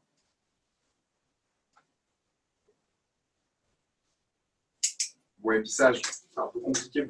Pourquoi ça s'appelle épissage? Parce que c'est au niveau de la dynamique même moléculaire, parce que ça, vous l'étudierez dans les détails jusqu'à l'atome près, quoi, dans l'U1. Donc, vous verrez quelle enzyme intervient à quelle étape et comment le membrane ADN se bouge, il se désenroule pour former telle structure. On ne va pas rentrer dans ça, ce n'est pas le but. Épissage, c'est une logique structurale. Alternatif, il y a différentes possibilités. Est-ce que c'est clair ou pas? Donc là, si je reviens à ma phrase, il me disait quoi? À l'origine, un seul gène, vous êtes d'accord? Un seul gène, par exemple, ce gène-là, est capable de donner plusieurs protéines. OK? La maturation des différents ARN messagers et leurs différentes localisations subcellulaires donneront des protéines différentes. C'est le principe de l'épissage alternatif. Ce sont différents ARN qui vont coder pour plusieurs protéines qui auront la même activité enzymatique, vu que ce qui changera dans ces chaînes polypeptidiques 1, 2, 3 sera situé au niveau de l'apoenzyme, donc dans la grosse partie globulaire, et pas dans le site actif. Ces formes multiples d'enzymes sont des isoenzymes ou isozymes. OK? Cette protéine 1 donnera l'enzyme 1, l'enzyme 2, l'enzyme 3, qui auront la même activité enzymatique, mais qui n'auront pas exactement les mêmes acides aminés dans la partie d'apoenzyme. OK?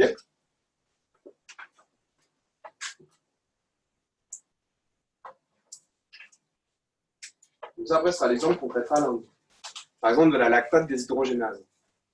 La lactate déshydrogénase, ça va être une structure qui va être, on reverra, utilisée pour éviter l'accumulation d'acide lactique. Donc, par exemple, tu auras de la lactate déshydrogénase dans le cœur et dans les muscles.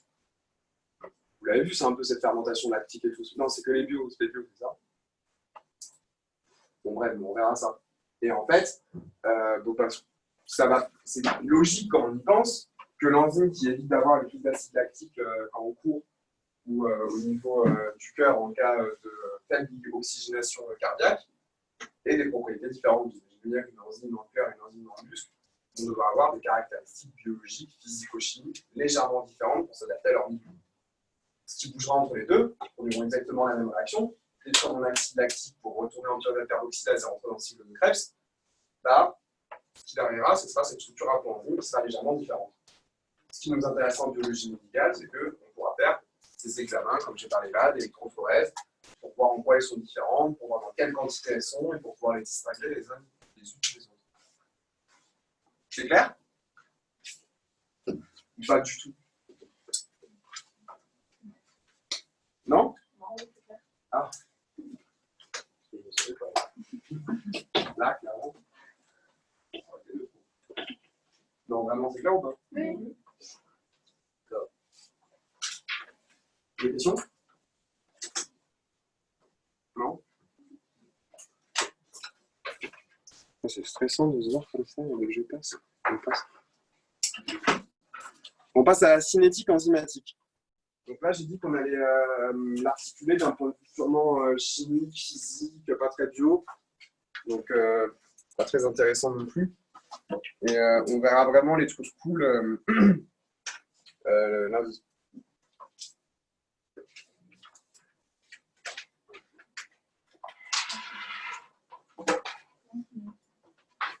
Donc, cinétique enzymatique. La capacité catalytique des enzymes est très diverse.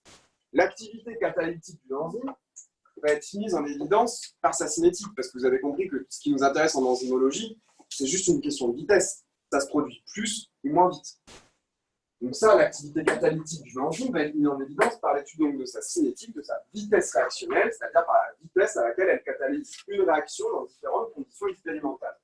Les pionniers qui ont réfléchi à ça en 1913, Leonard Michaelis et Maud Benton, ont décrit finalement la relation mathématique qui existait entre la concentration du substrat dans un milieu donné et la rapidité de la réaction enzymatique mesurée par la quantité de produits formés ou de substrat consommés en un temps donné. C'est-à-dire que j'ai mon enzyme dans un milieu. Est-ce que ça va fonctionner d'autant plus vite si je mets plus de substrat? Est-ce que ça va fonctionner d'autant plus vite si je mets plus d'enzymes? C'est tout ça qu'on va étudier. Ok? Ça va être quoi la différence dans un milieu si j'ai 100 substrats pour 5 enzymes ou si j'ai 100 enzymes pour 5 substrats, quand est-ce que j'obtiendrai les premiers produits?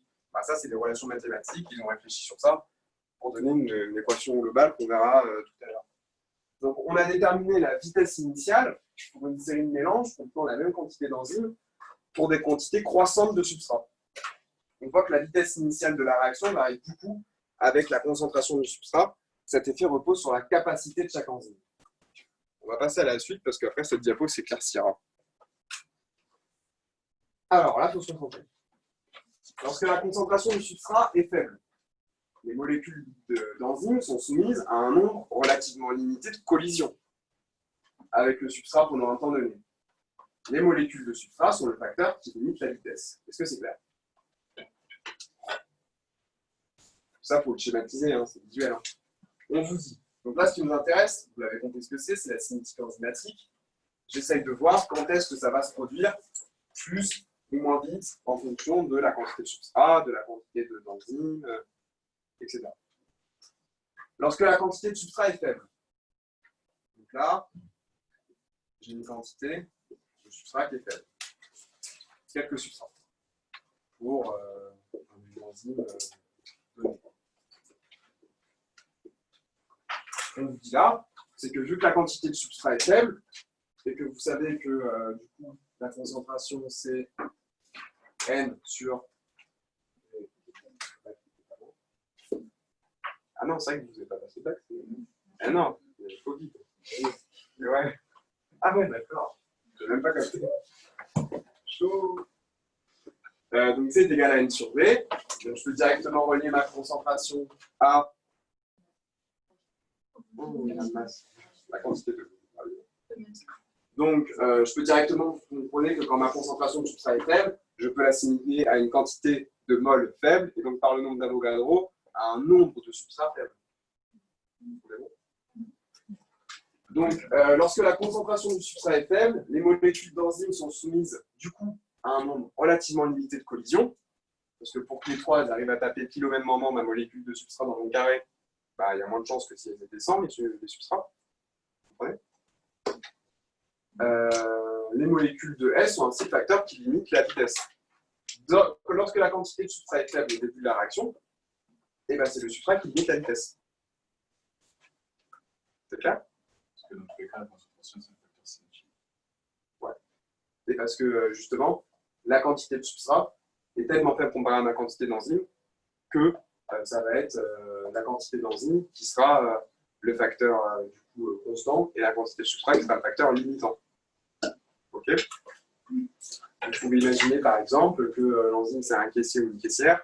Vous comprenez qu'au début, s'il y a beaucoup de produits à passer sur la table à scanner ou s'il y en a peu, la vitesse du caissier ou de la caissière, donc de mon enzyme, va dépendre du produit qui a à scanner dans la machine. Quoi. Là, par exemple, vous avez 3 caissières pour 2 produits. Au bout d'un moment, elles vont se faire enquête pour savoir qui prend le dernier produit. Si j'ai par contre 100 produits à scanner, la quantité de substrat ne sera plus la quantité limitante, mais sera la quantité de caissière. C'est clair ou pas l'image? Caissier. Donc, maintenant, on va voir le cas inverse. À l'opposé, aux concentrations élevées de substrat, les enzymes entrent en collision avec les molécules de substrat plus rapidement que celles-ci ne peuvent être transformées en produits.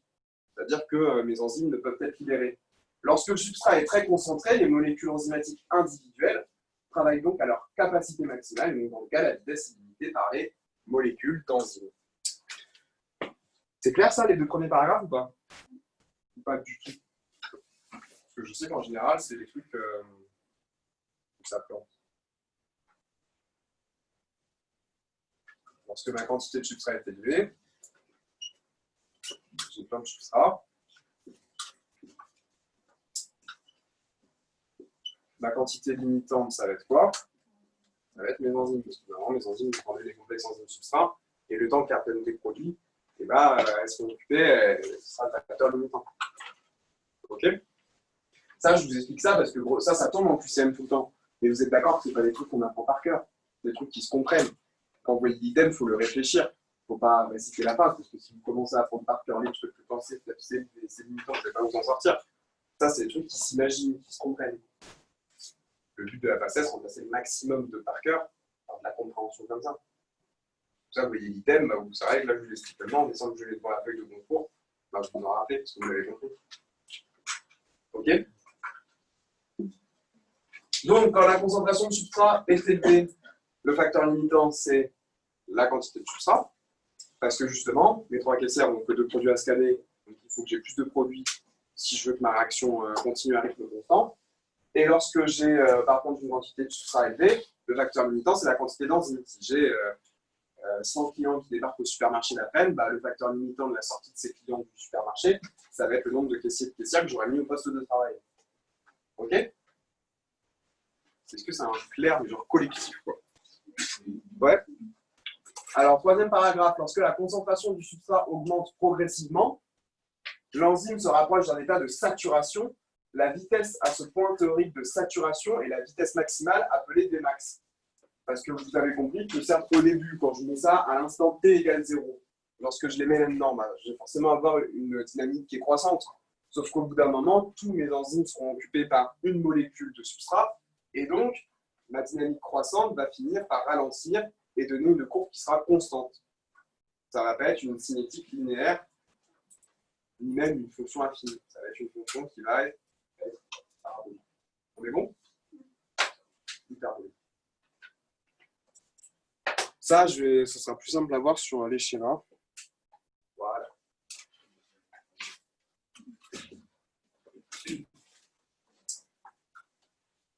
Donc la constante de Michaelis, Km, ça va être égal à la concentration de substrat au moment de la réaction où on atteint la moitié de Vmax. Ok? La constante de Michaelis, ici, qui sera un indicateur qui va nous permettre de faire des calculs, ça est égal à quoi? À la concentration de substrat. Donc, retenez déjà, très important, et ça vous pouvez le surligner, que la constante de Michaelis s'exprime comme une concentration. Son unité, c'est une concentration. Au moment où la vitesse de réaction atteint la moitié de Vmax. Comme son nom l'indique, donc la constante de Michaelis, donc en millimolaire, par exemple, est une constante pour une enzyme donnée.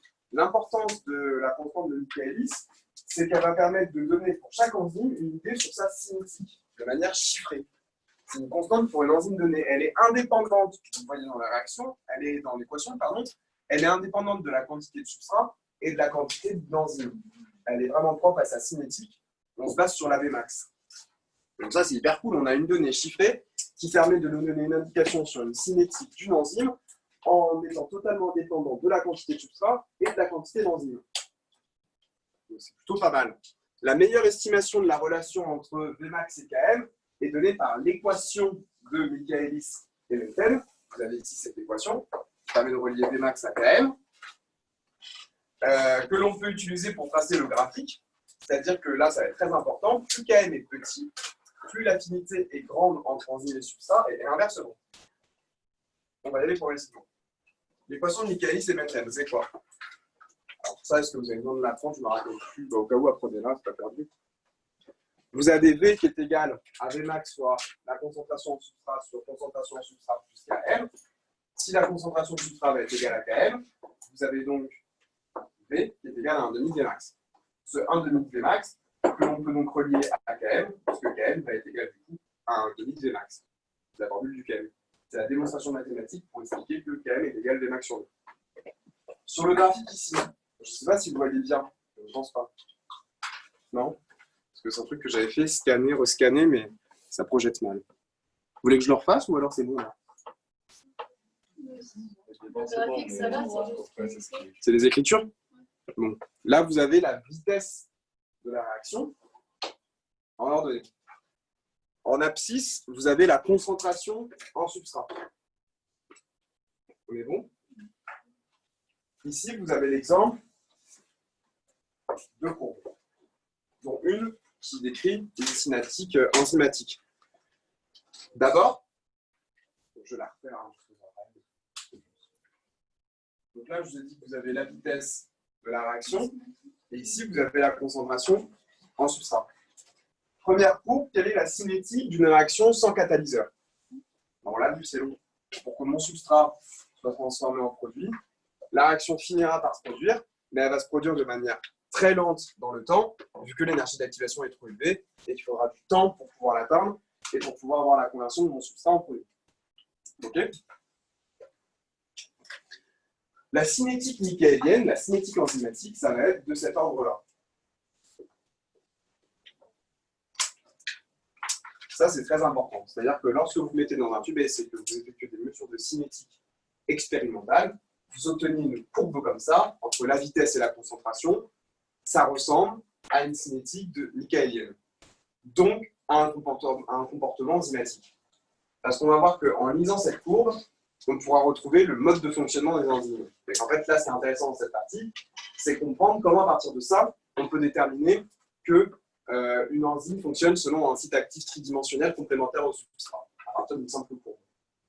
Ok? Donc là, vous avez une réaction, cette fois-ci, avec enzyme. Ok? Calculer le Km. Ça, c'est simple, c'est de la lecture graphique, je crois pas que vous en aurez en passesse, mais il faudra vérifier. C'est Vmax. Donc là, vous avez ici votre donnée Vmax.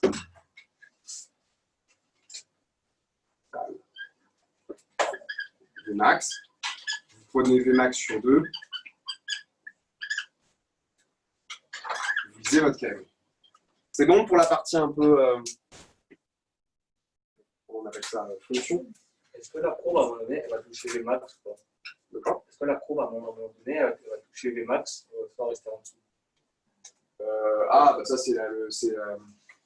ça va tendre vers Vmax. C'est la notion d'infini pendant maths, tu vois. C'est-à-dire que, oui, ma cinétique enzymatique tendra jusqu'à aller vers Vmax. Là, c'est de l'I, c'est mathématique. Comme le temps de réaction. Ouais, c'est pareil. Donc là, cette phrase elle est hyper importante entre parenthèses. Plus Km est petit, plus l'affinité est grande entre enzyme et substrat et inversement. Est-ce que vous comprenez pourquoi? Plus Km est petit. Si Km est petit, ça veut dire que la vitesse maximale est petite. On est OK?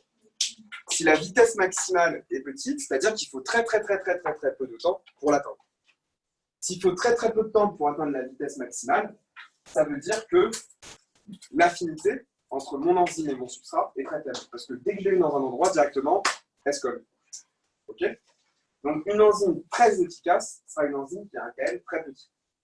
Parce que la vitesse maximale sera atteinte dans un laps de temps très court, ce qui veut dire que l'affinité entre les deux, enzyme substrat, est faible. Bon. Ouais. Ce qui est intéressant avec ça et qu'on verra, c'est que s'il y a une notion de saturation, ils se sont dit, c'est qu'au bout d'un moment, une enzyme ne peut se lier qu'à un substrat. Et qu'une enzyme ne peut pas lier un nombre infini de substrats sur sa structure moléculaire. Et cette notion de si j'arrive à saturation, il faut que j'attende qu'une enzyme soit disponible pour pouvoir recapter un substrat, ça a permis de conceptualiser l'affaire qu'il y avait du coup une complémentarité enzyme-substrat qui était unique et un moment où, quand les deux étaient collés, ils étaient indépendants du milieu extérieur. C'est-à-dire que quand j'ai mon complexe enzyme-substrat, ce complexe devient indépendant de la quantité de substrat en extérieur. Okay, et que mon enzyme ne pourra redevenir fonctionnelle que lorsque le produit sera libéré. Ça a été défini par cette notion d'arriver à saturation. C'est clair? Est-ce que je peux passer à la suite ou je refais un tour là? C'est bon, ça va? Donc maintenant, on passe au chapitre sur la vitesse de réaction. Donc là, on va faire un peu de l'arbitre, hein, je crois. Donc la vitesse de réaction enzymatique est mesurée à partir de la quantité de produits formés ou de réactifs disparus par unité de temps. Ça, c'est logique. L'affinité de l'enzyme pour son substrat est donnée du coup par la constante de Michaelis Km. Dans le cas, attention, ça c'est du coup la condition mathématique à retenir quand même si c'est plus important quand vous faites de l'enzymo les années supérieures. La constante de Michaelis ne marche que dans le cas d'une enzyme simple avec un seul site de fixation. Parce qu'il y a des enzymes complexes avec plusieurs sites de fixation. Et on en verra une en exemple à la fin de l'enzyme. Les enzymes sont de vrais catalyseurs. Ils augmentent considérablement la vitesse des réactions chimiques spécifiques qui ne pourraient se produire que très lentement. Ça, on l'a vu au début. Leur énergie d'activation. Ça, on l'a vu et on va le revoir. Une réaction chimique telle que A plus B donne AB s'effectue car une certaine fraction des molécules A et B arrivées à un moment donné possèdent plus d'énergie interne que le reste de la population et que l'énergie est suffisante pour les amener au sommet de la colline énergétique à une forme réactive appelée état de transition. Ça, c'est du schéma. On va voir sur le schéma après. Alors, ce n'est pas de la métaphore filée, ça correspond à, vous allez voir, à une structure particulière. Ça, c'est, vous vous rappelez de ce schéma que vous avez fait au début? Vous avez ici vos réactifs, par exemple, A plus B. À la fin, là, c'est l'inverse. Vous avez ici le réactif, c'est un seul, et à la fin, il est divisé en deux. J'ai A, j'obtiens B et C. Okay. Vous voyez ici une courbe avec enzyme, sans enzyme. Dans tous les cas, mon réactif donnera toujours le même produit. Okay. La quantité nette d'énergie de mes produits à la fin sera la même. Sans enzyme, ça ne vous étonne pas, la quantité d'énergie apportée est très importante. C'est-à-dire que, et c'est ce qu'ils appellent la colline énergétique, c'est-à-dire que pour obtenir une certaine quantité de produit, je dois amener une certaine quantité de réactifs dans ma population de réactifs au sommet de la colline énergétique, et ça va me demander pas mal d'efforts, vu que la colline est haute à gravir. Dans le cas d'une enzyme, l'avantage, c'est que vu que l'enzyme crée, et ça on verra vraiment lundi, un micro-environnement au niveau de son site actif, une zone un peu privilégiée où le substrat et l'enzyme vont être plus collés dans un environnement qui ne dépendra pas de l'extérieur, j'ai besoin de moins d'énergie pour que mon substrat ne soit cassé. Ok? Donc avec enzyme, la colline énergétique est plus faible et ma réaction déroulera plus vite. Est-ce qu'avec ça, la phrase d'avant devient plus claire ou pas?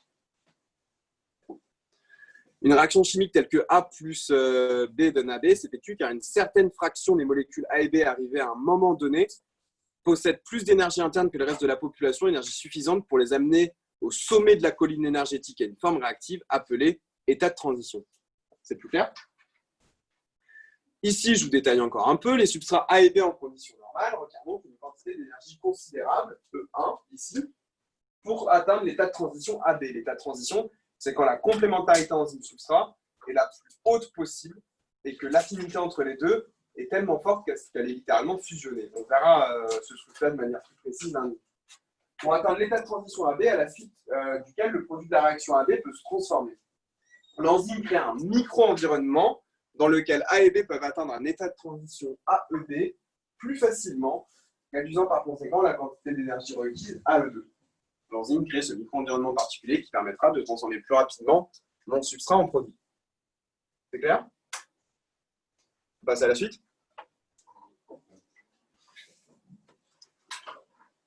Comme il est plus facile d'atteindre un niveau d'énergie inférieur, la réaction peut avoir lieu plus fréquemment, ce qui se traduit par une vitesse de réaction accrue. Vous avez ici le schéma qui montre la variation d'énergie lors d'une réaction enzymatique. Vous voyez que les enzymes diminuent l'énergie d'activation, ça c'est à peu près le schéma que je vous ai fait tout à l'heure. Vous avez A plus B le réactif qui donne ici AB le produit. Dans le cas de sans enzyme, je dois apporter une énergie d'activation considérable pour les emmener au sommet de la colline énergétique et permettre du coup que les deux liaisons se forment pour former plus qu'une seule entité qui est AB. Dans le cas d'une enzyme, le micro-environnement qui est créé entre A et B permet un rapprochement plus facile, donc moins d'énergie à importer, donc une vitesse de réaction plus accrue, parce que ça peut se mettre plus grand nombre de fois. Ma quantité d'énergie activée est plus faible. C'est que mon delta est différent. C'est bon? Est-ce que les enzymes, on voit, elles augmentent l'affinité entre les deux réactifs? Est-ce que l'enzyme augmente l'affinité entre les deux réactifs? Ouais. En fait, l'enzyme va créer une situation de rapprochement, par exemple ici entre A et B particulière, qui permet que moins d'énergie seront nécessaires pour les rapprocher, vu que la configuration tridimensionnelle du site actif fera que les deux entités seront plus proches et il y aura moins de liaisons faibles à créer pour que les deux finissent par fusionner dans cet exemple-là en une seule entité A et B. Donc, ouais, l'affinité est augmentée dans le micro-environnement enzymatique, qui sera l'objet du cours surtout de lundi.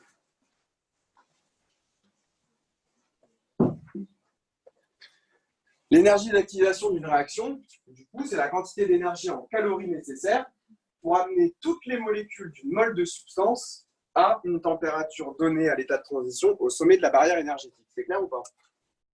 L'énergie d'activation d'une réaction, ce qu'on a vu tout du long, ce delta, avec enzyme sans enzyme, c'est la quantité d'énergie en calories, ça ne vous étonne pas qu'une énergie s'exprime en calories, nécessaire pour amener toutes les molécules d'une mole de substance à une température donnée, à l'état de transition au sommet de la barrière énergétique. C'est clair? Non? La vitesse d'une réaction chimique est proportionnelle à la concentration des espèces en état de transition. Cet état de transition, c'est le sommet de la colline énergétique. La vitesse d'une réaction chimique sera très élevée si une grande fraction des molécules A et B se trouve dans un état de transition riche en énergie. OK?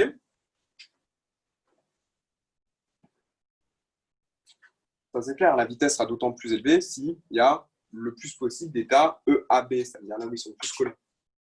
Parce que ça veut dire que la quantité d'énergie aura été suffisante pour amener le plus de molécules possible au sommet de cette colline énergétique qui me donnera donc à la fin le plus de produits. Donc ma vitesse est plus élevée. Et elle sera très faible si seulement une petite fraction des molécules A et B se trouve dans cet état de transition. C'est clair? Bien sûr. Donc, il existe deux méthodes pour augmenter la vitesse d'une réaction chimique. Une, c'est l'augmentation de température. L'augmentation de température va permettre de créer de l'énergie, ça vous le reverrez en thermodynamique, qui augmente la fraction ayant une énergie interne suffisante pour entrer dans l'état de transition. Par exemple, je vous dis comme quoi la vitesse de réaction chimique elle est approximativement doublée par une augmentation de 10 degrés de la température. Et l'autre méthode consiste à ajouter un catalyseur ou une enzyme. L'enzyme se combine transitoirement au substrat A et B pour produire un nouveau complexe dont l'état de transition possède une énergie d'activation beaucoup plus basse que l'état de transition A et B dans la réaction non catalysée. Ça, c'est ce qu'on dit depuis 1h30. Donc, les catalyseurs et les enzymes abaissent donc l'énergie d'activation des réactions chimiques. Petit exemple, vous avez la transformation ici du peroxyde d'hydrogène ou de l'oxygéné en eau et en une demi-molle d'oxygène. Je vous dis comme quoi, sans catalyseur, l'énergie d'activation est de 18 kcal par mol. Qu'avec une réaction où j'ai du platine colloïdal, qui est un catalyseur chimique, que vous verrez en chimie organique, vous avez peut-être déjà vu. Ah non, vous n'avez pas fait la chimie organique encore. Vous verrez aux premières réactions de chimie organique, le platine colloïdal, mon énergie d'activation baisse à 12 kcal par mol. Et en présence de la catalase, qui est une enzyme dont le KM est de 25 millimolaires, et ben, l'énergie d'activation nécessaire pour obtenir cette réaction va être que de 6 kcal par mol. Ok? Ça, c'est pas marqué avant.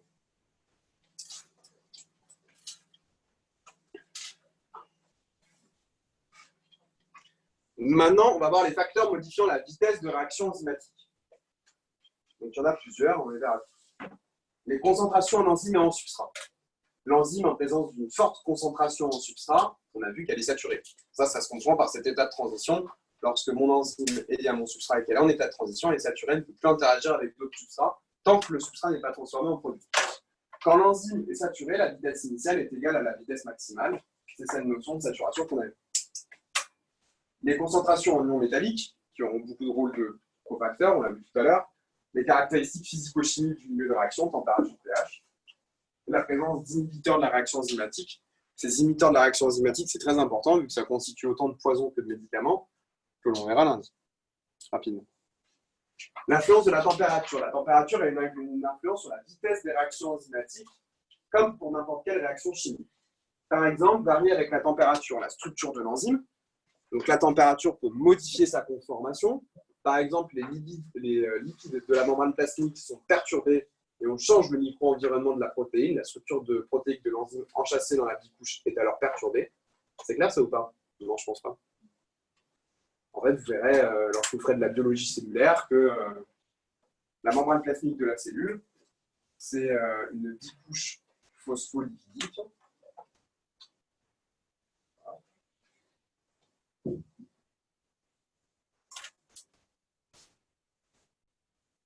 Dans lequel sont enchâssées des protéines, plein de choses, etc. On ne va pas rentrer dans les détails.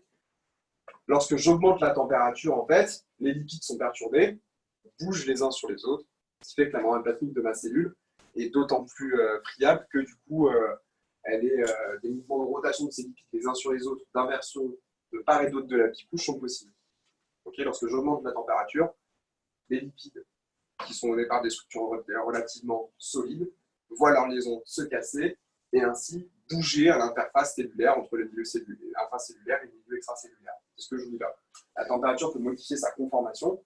Par exemple, les lipides de la membrane plasmique sont perturbés et ainsi, en perturbant ces lipides-là, je peux modifier le micro-environnement de la protéine enchâssée dans la membrane. Et alors, cette protéine n'aura plus les mêmes caractéristiques de fonctionnement vu que son environnement extérieur sera perturbé. Okay, là, je vous dis par exemple, la structure protéique de l'enzyme enchâssée dans la bicouche est alors perturbée. C'est clair? La stabilité du complexe enzyme-substrat, l'ionisation de certains sites. L'environnement de l'enzyme, exemple la concentration en substrat, par exemple la solubilité de l'oxygène qui est le substrat des oxydases. J'ai une diminution de la concentration par augmentation de la température et avec diminution de la réaction enzymatique, c'est un exemple. La fluidité de la phase liquide des membranes, c'est ce que je vous décris là. Une température basse entraînera une diminution de la fluidité de la membrane plasmique. Une température haute augmentera sa fluidité. Et ça, tout ça, c'est des chapitres de biologie cellulaire complets que vous verrez. La concentration d'un substrat qui diminue par élévation de la température. Donc la réaction enzymatique ralentit et s'arrête rapidement au-delà d'une certaine zone de température à cause de la dénaturation de la protéine. Ça, pareil, vous l'étudierez. Alors, je ne sais plus si en passage ou si ça après pour les formats, les deux, je crois. À partir d'une certaine température, les chaînes polypeptidiques qui caractérisent la protéine sont littéralement broyées, déformées et finissent par s'agglomérer. On obtient une protéine dénaturée. Vous l'avez peut-être déjà vu en chimie ou en bio, lorsque dans la fin de vos réactions, vous obtenez une sorte de substance blanchâtre au fond de votre tube à essai. C'est tout simplement une protéine qui est dénaturée. Les chaînes polypeptidiques se sont cassées, il n'y a plus de configuration tridimensionnelle et c'est un ramassis au fond du tube à essai. Donc mon enzyme, je vais en arriver à là, aura des optimums de fonctionnement entre température, pH, etc.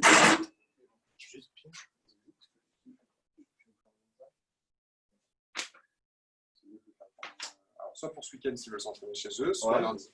Ça va, très bien. Donc, comme vous voulez, c'est des QCM. L'entraînement 10 sur la partie 1. Je préfère le faire lundi ou ce week-end. Lundi en mode lundi matin, vous avez le week-end, vous faites. Ou alors chez vous, tranquille, et vous me posez des questions. Okay.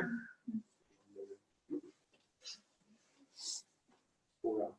Du coup, là, l'objectif, c'est de voir des optimums de fonctionnement. Sur l'influence de la température, les enzymes possèdent une température optimale en conditions optimales qui doit approcher les 37-38 degrés. Ça tombe bien, c'est à peu près la température du corps. Et peut augmenter jusqu'à 60 degrés. Si on traite la protéine jusqu'à 60 degrés, on pourra toujours avoir un retour en arrière possible. Les chaînes polypeptidiques pourront retrouver leur conformation initiale.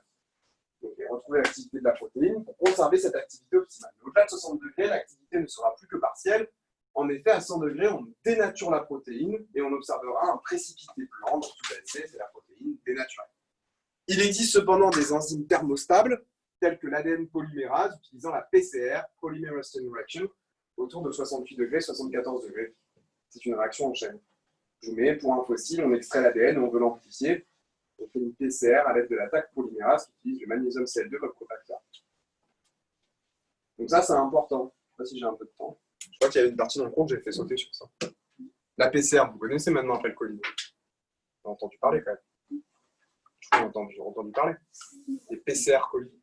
Quand on fait le test nasopharyngé, qu'est-ce qu'on fait après? C'est exactement pareil que ce qu'on fait pour, par exemple, la détection du virus du sida. enfin, du VIH. C'est-à-dire que je prélève une infime quantité de virus que j'essaie de rendre visible expérimentalement. Vous comprenez bien lorsqu'on vous fait un prélèvement nasopharyngé, qu'on vous gratte un bout de muqueuse de vos voies respiratoires supérieures, que la quantité de coronavirus qui est potentiellement présente est extrêmement faible et qu'on ne peut pas l'observer ni au microscope, qu'on ne peut pas le tâtonner. Comme une personne après une relation à risque qui se fait tester 3 semaines après au niveau sanguin, la quantité potentielle, parce que c'est même pas sûr que vous l'avez, c'est pour ça que vous faites tester, de VIH dans le sang est trop faible pour être détectée. Donc en fait, comment ça se passe en laboratoire?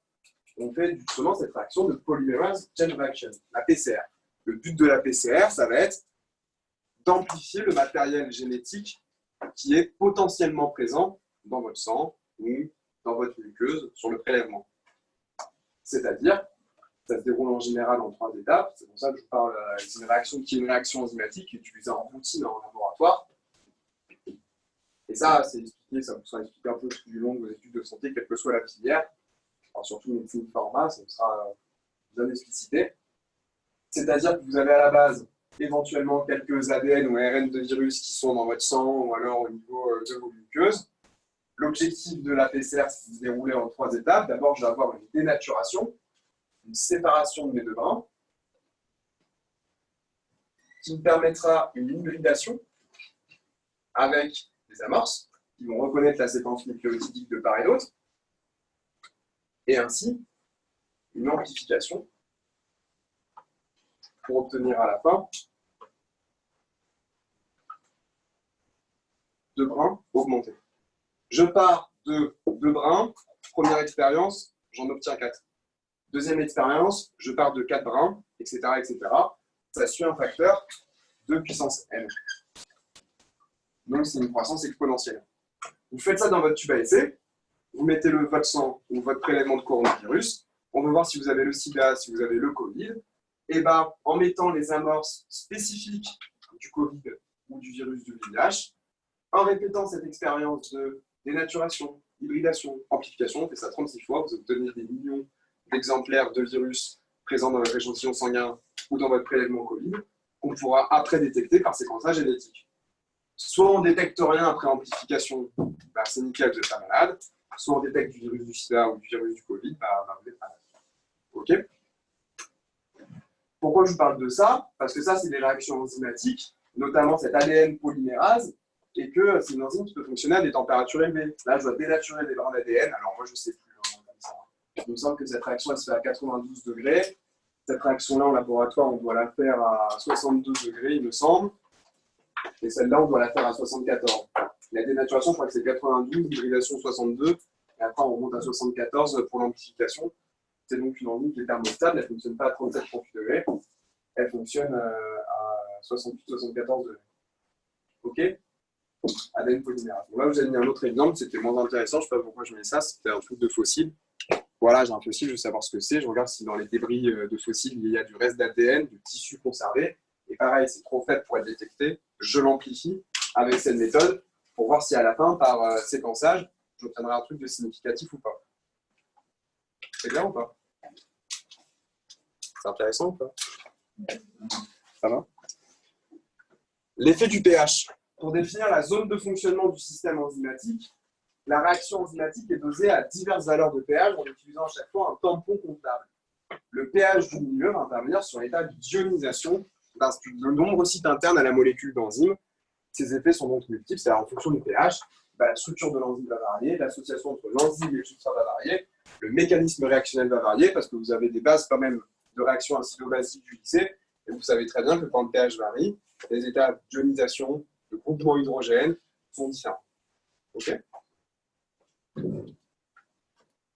Le pH joue sur les groupes amino et acides des acides aminés, qui va modifier leur charge. Les acides aminés se repoussent, s'attirent selon leur ionisation, et donc modifier l'activité de la protéine. L'état de protonation, soit du site actif, soit du site de liaison, peut en effet être critique dans l'activité de l'enzyme. L'activité catalytique des enzymes dans les cellules peut être régulée en partie par la modification du pH des milieux environnants. Ça, c'est clair? Non? Oui ou non? Le chaos.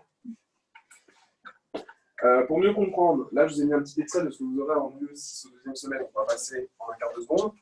initiation à la connaissance du médicament, c'est sur la conception du médicament, l'aspect chimique.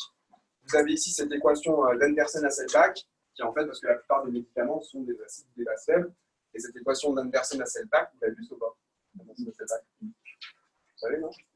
DH égale PK plus log de A- sur H. C'est ça l'équation d'Andersen-Hasselbalch.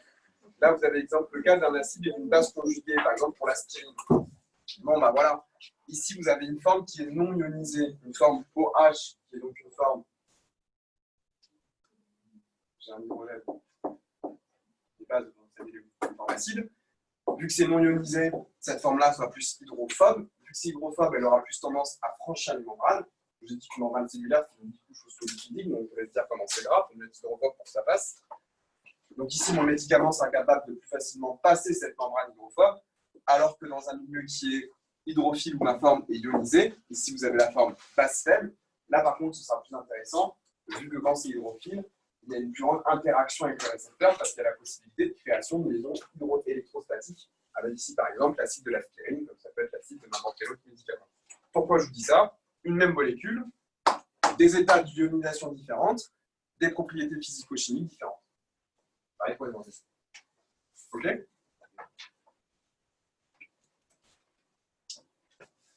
On a bientôt fini. Les facteurs modifiant la vitesse de réaction enzymatique. Donc, les enzymes possèdent un pH optimal selon les réactions. Le complexe enzyme-substrat devrait se faire à pH neutre, comme pour l'hydrolyse de l'amidon, un pH acide, environ 3 pour la pepsine, 8 pour la pepsine. Donc ça, c'est des petites coupes que vous verrez mieux. Alors, ça décrit voilà, les coupes d'activité en fonction du pH de deux enzymes. Voilà, donc là, vous avez par exemple la pepsine en A. Bah, le pH de fonctionnement est à 3, c'est normal, c'est une enzyme gastrique. Sinon, du coup, au niveau de l'estomac, pour la digestion de certains macronutriments et micronutriments, il faut donc que le pH de fonctionnement, là où elle soit le plus optimal, soit un pH qui correspond à son milieu. La glucosylphosphatase, je crois qu'on tombe sur un pH de 6-7 environ neutre, elle est présente dans les tissus. Bon, voilà. Retenez que voilà, dans les facteurs qui modifient la vitesse de réaction enzymatique, chaque enzyme a un optimum de fonctionnement d'un point de vue température, d'un point de vue pH, et que ça, c'est mesurable. Et voilà, partie 2, le mode d'action des enzymes, c'est ce qu'on traitera la prochaine fois. Et là, c'était les réponses aux questions des gens de l'année dernière. Il y avait eu beaucoup de questions. Bon, on finit sur ça. À plus, bonne pause. Et à lundi. Donc pour ce week-end, vous ne passez pas le week-end à faire ça. Hein. Faut profiter. Hein. Non, mais sérieux. Hein. Ça, je sais pas, vous regardez ça. Je sais pas, 2-3 heures, ça suffit. Hein.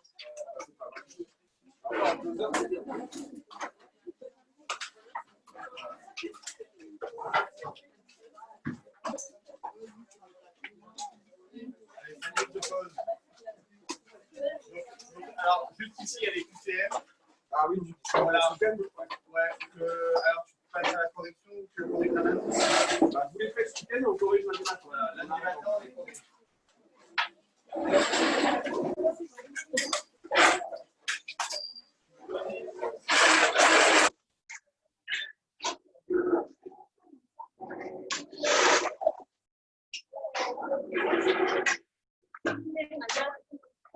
Si vous avez des questions, vous avez mon numéro ou pas, non? Non? D'accord. Dan, ils ont mon numéro pour la question? Ils ont mon numéro pour la question ou pas? Normalement, tu es sur le.